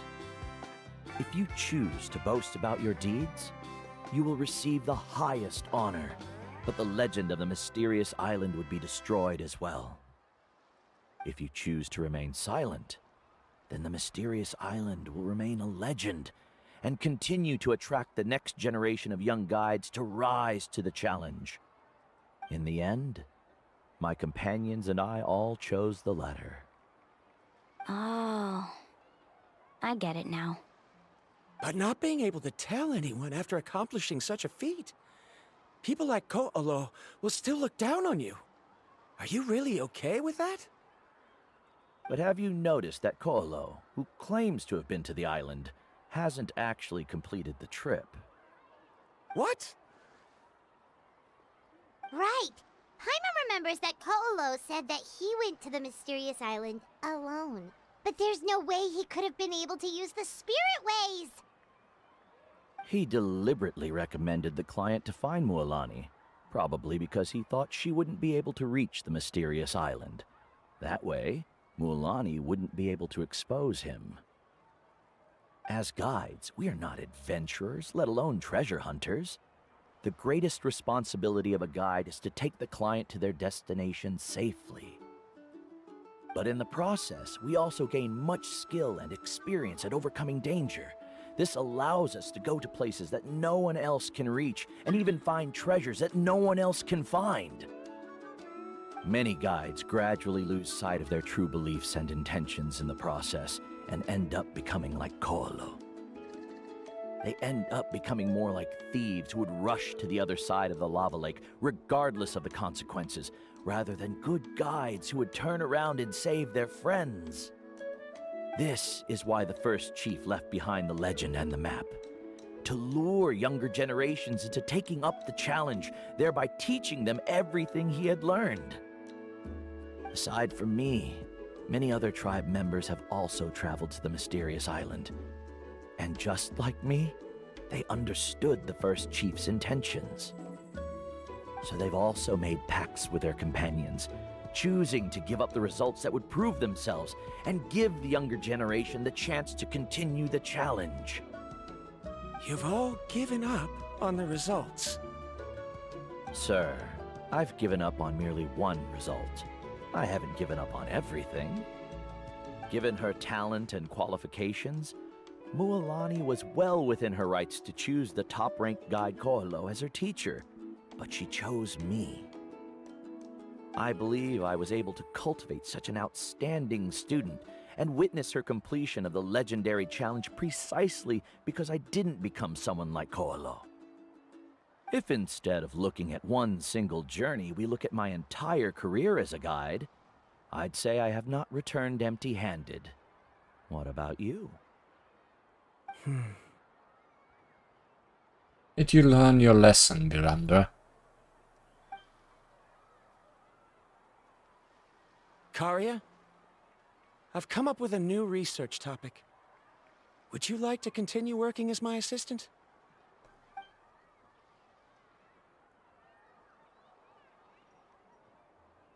You're the same as always, Varamdra. You always have to find evidence before coming to a conclusion.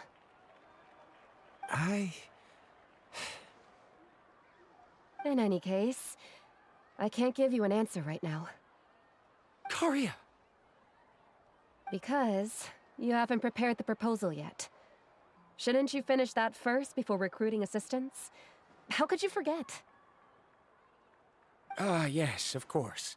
I'll certainly prepare all the necessary details.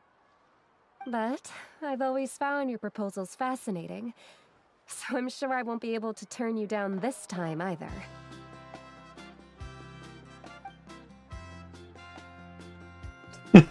That look.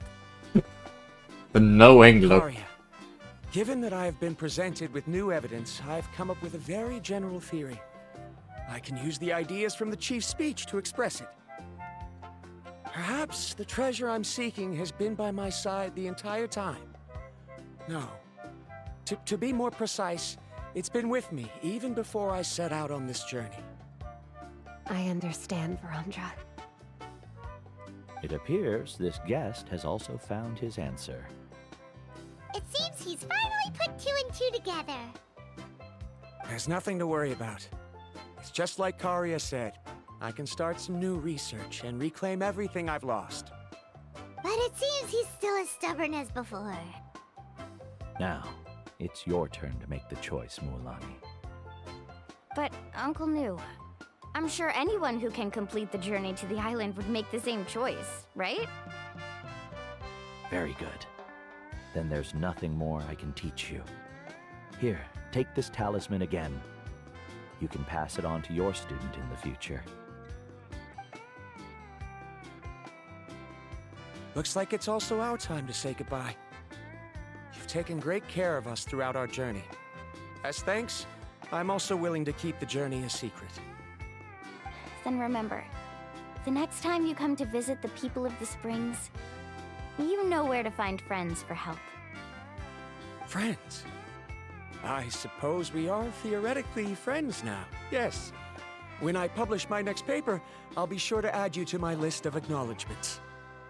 Well, that's one way to thank someone. Then Verandra and I will be taking our leave. I truly hope we'll get to see you all again someday. Okay, bye-bye!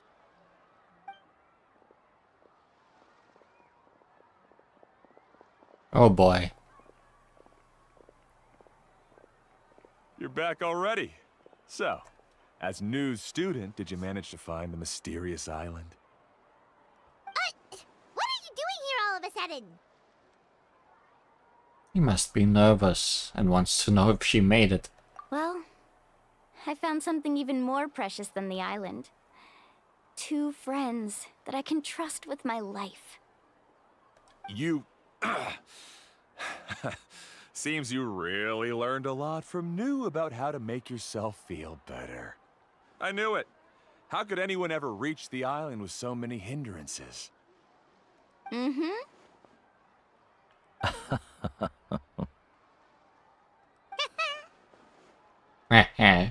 Huh? What?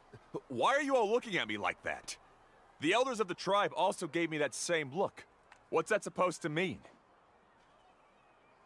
New! I've already proven that I'm stronger than you. I've been to even more dangerous places and found far more precious treasures. I've even been to the mysterious island.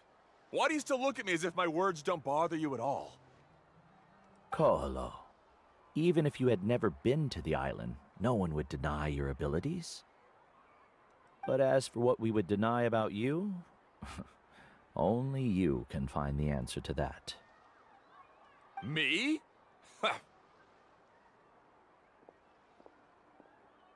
So now, our trip to the mysterious island is officially finished, right?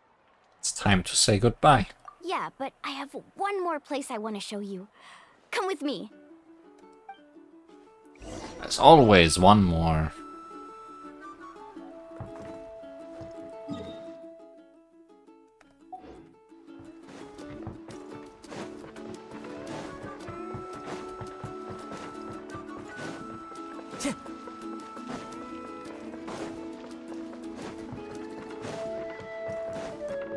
Time to go.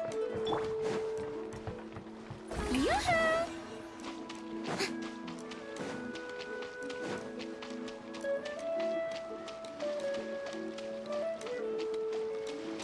I see a camera.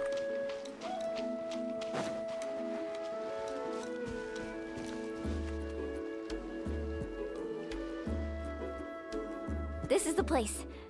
From what I've heard, if we take a group photo here, it'll bring us good luck. I'm sure of it.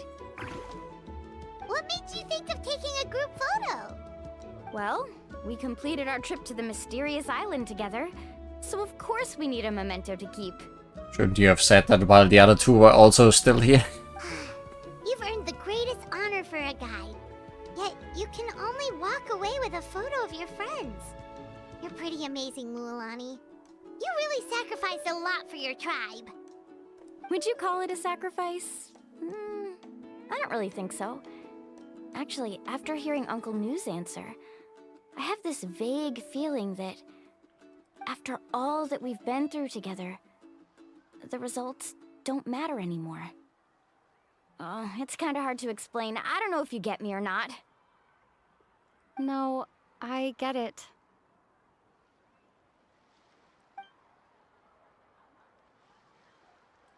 You recall everything that has happened during your journey, and finally find an answer that you are satisfied with. Traveler! So that's your answer, huh? To the meaning of a journey? It's the answer I knew from the very beginning. It's the answer that I've gradually come to understand over time. It's a good one. Then let's make this group photo yet another part of your journey. Yep, Paimon's ready! 3, 2, 1. Kaholasaur! Isn't a single Holosaur in the picture?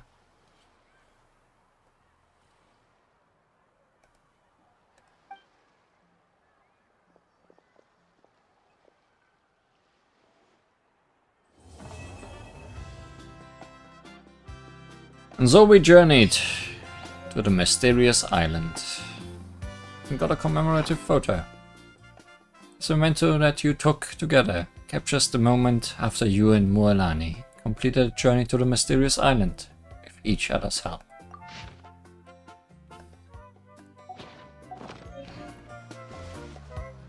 I wonder when the next journey will begin. Surely it's not that far away.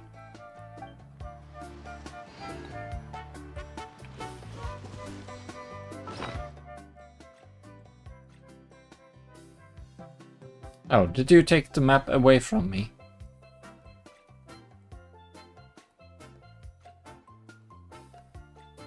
I think you did.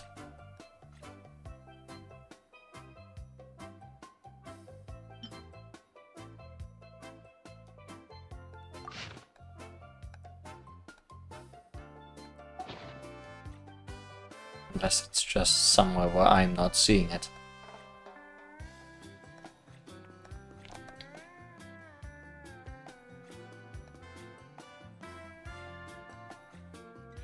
Well, doesn't matter. I just wanted to mention something. Because on the island map, the island is somewhere around here. There's this mysterious teleport point that I already got. Let's quickly talk about that one. Won't take long.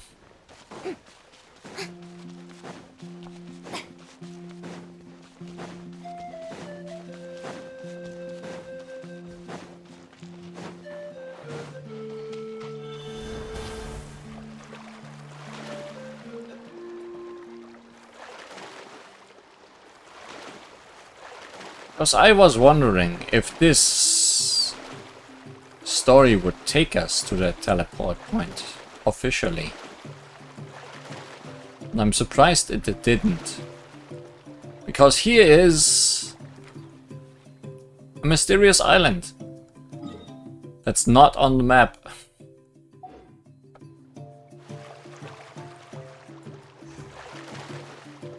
And I think it's trying to shoot at me. Yeah.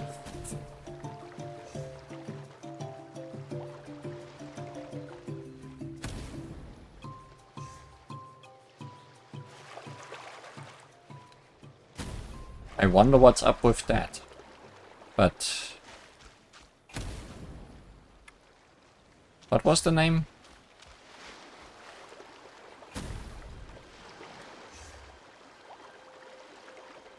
I'm not supposed to be here. Yeah, it looks like that. Fire Thief's Secret Island.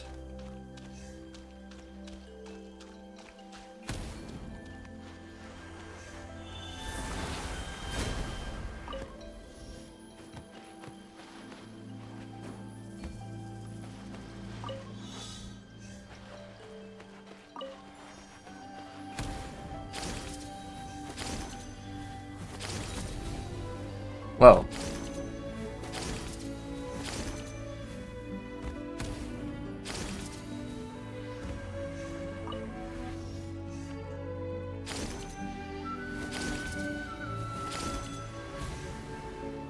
I'm bad at this.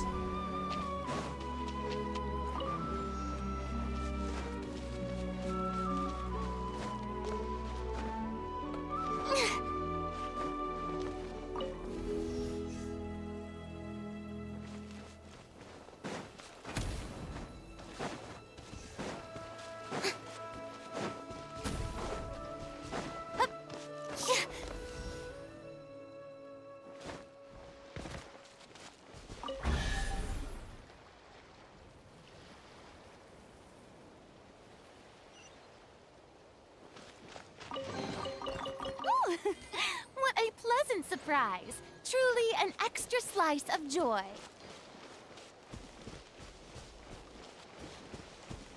Like, this is very ominous.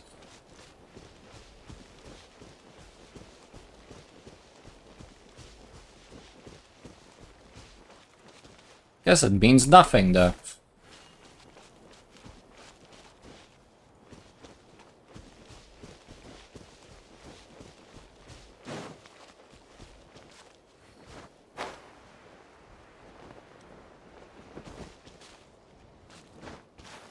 I don't think I will be able to climb that.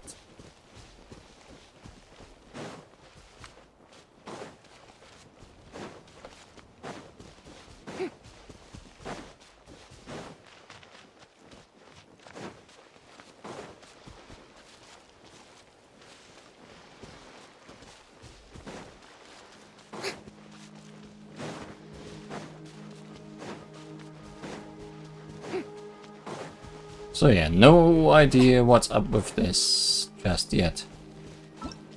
Not like we got a quest for it or anything. So that might be something to look at more precisely another time.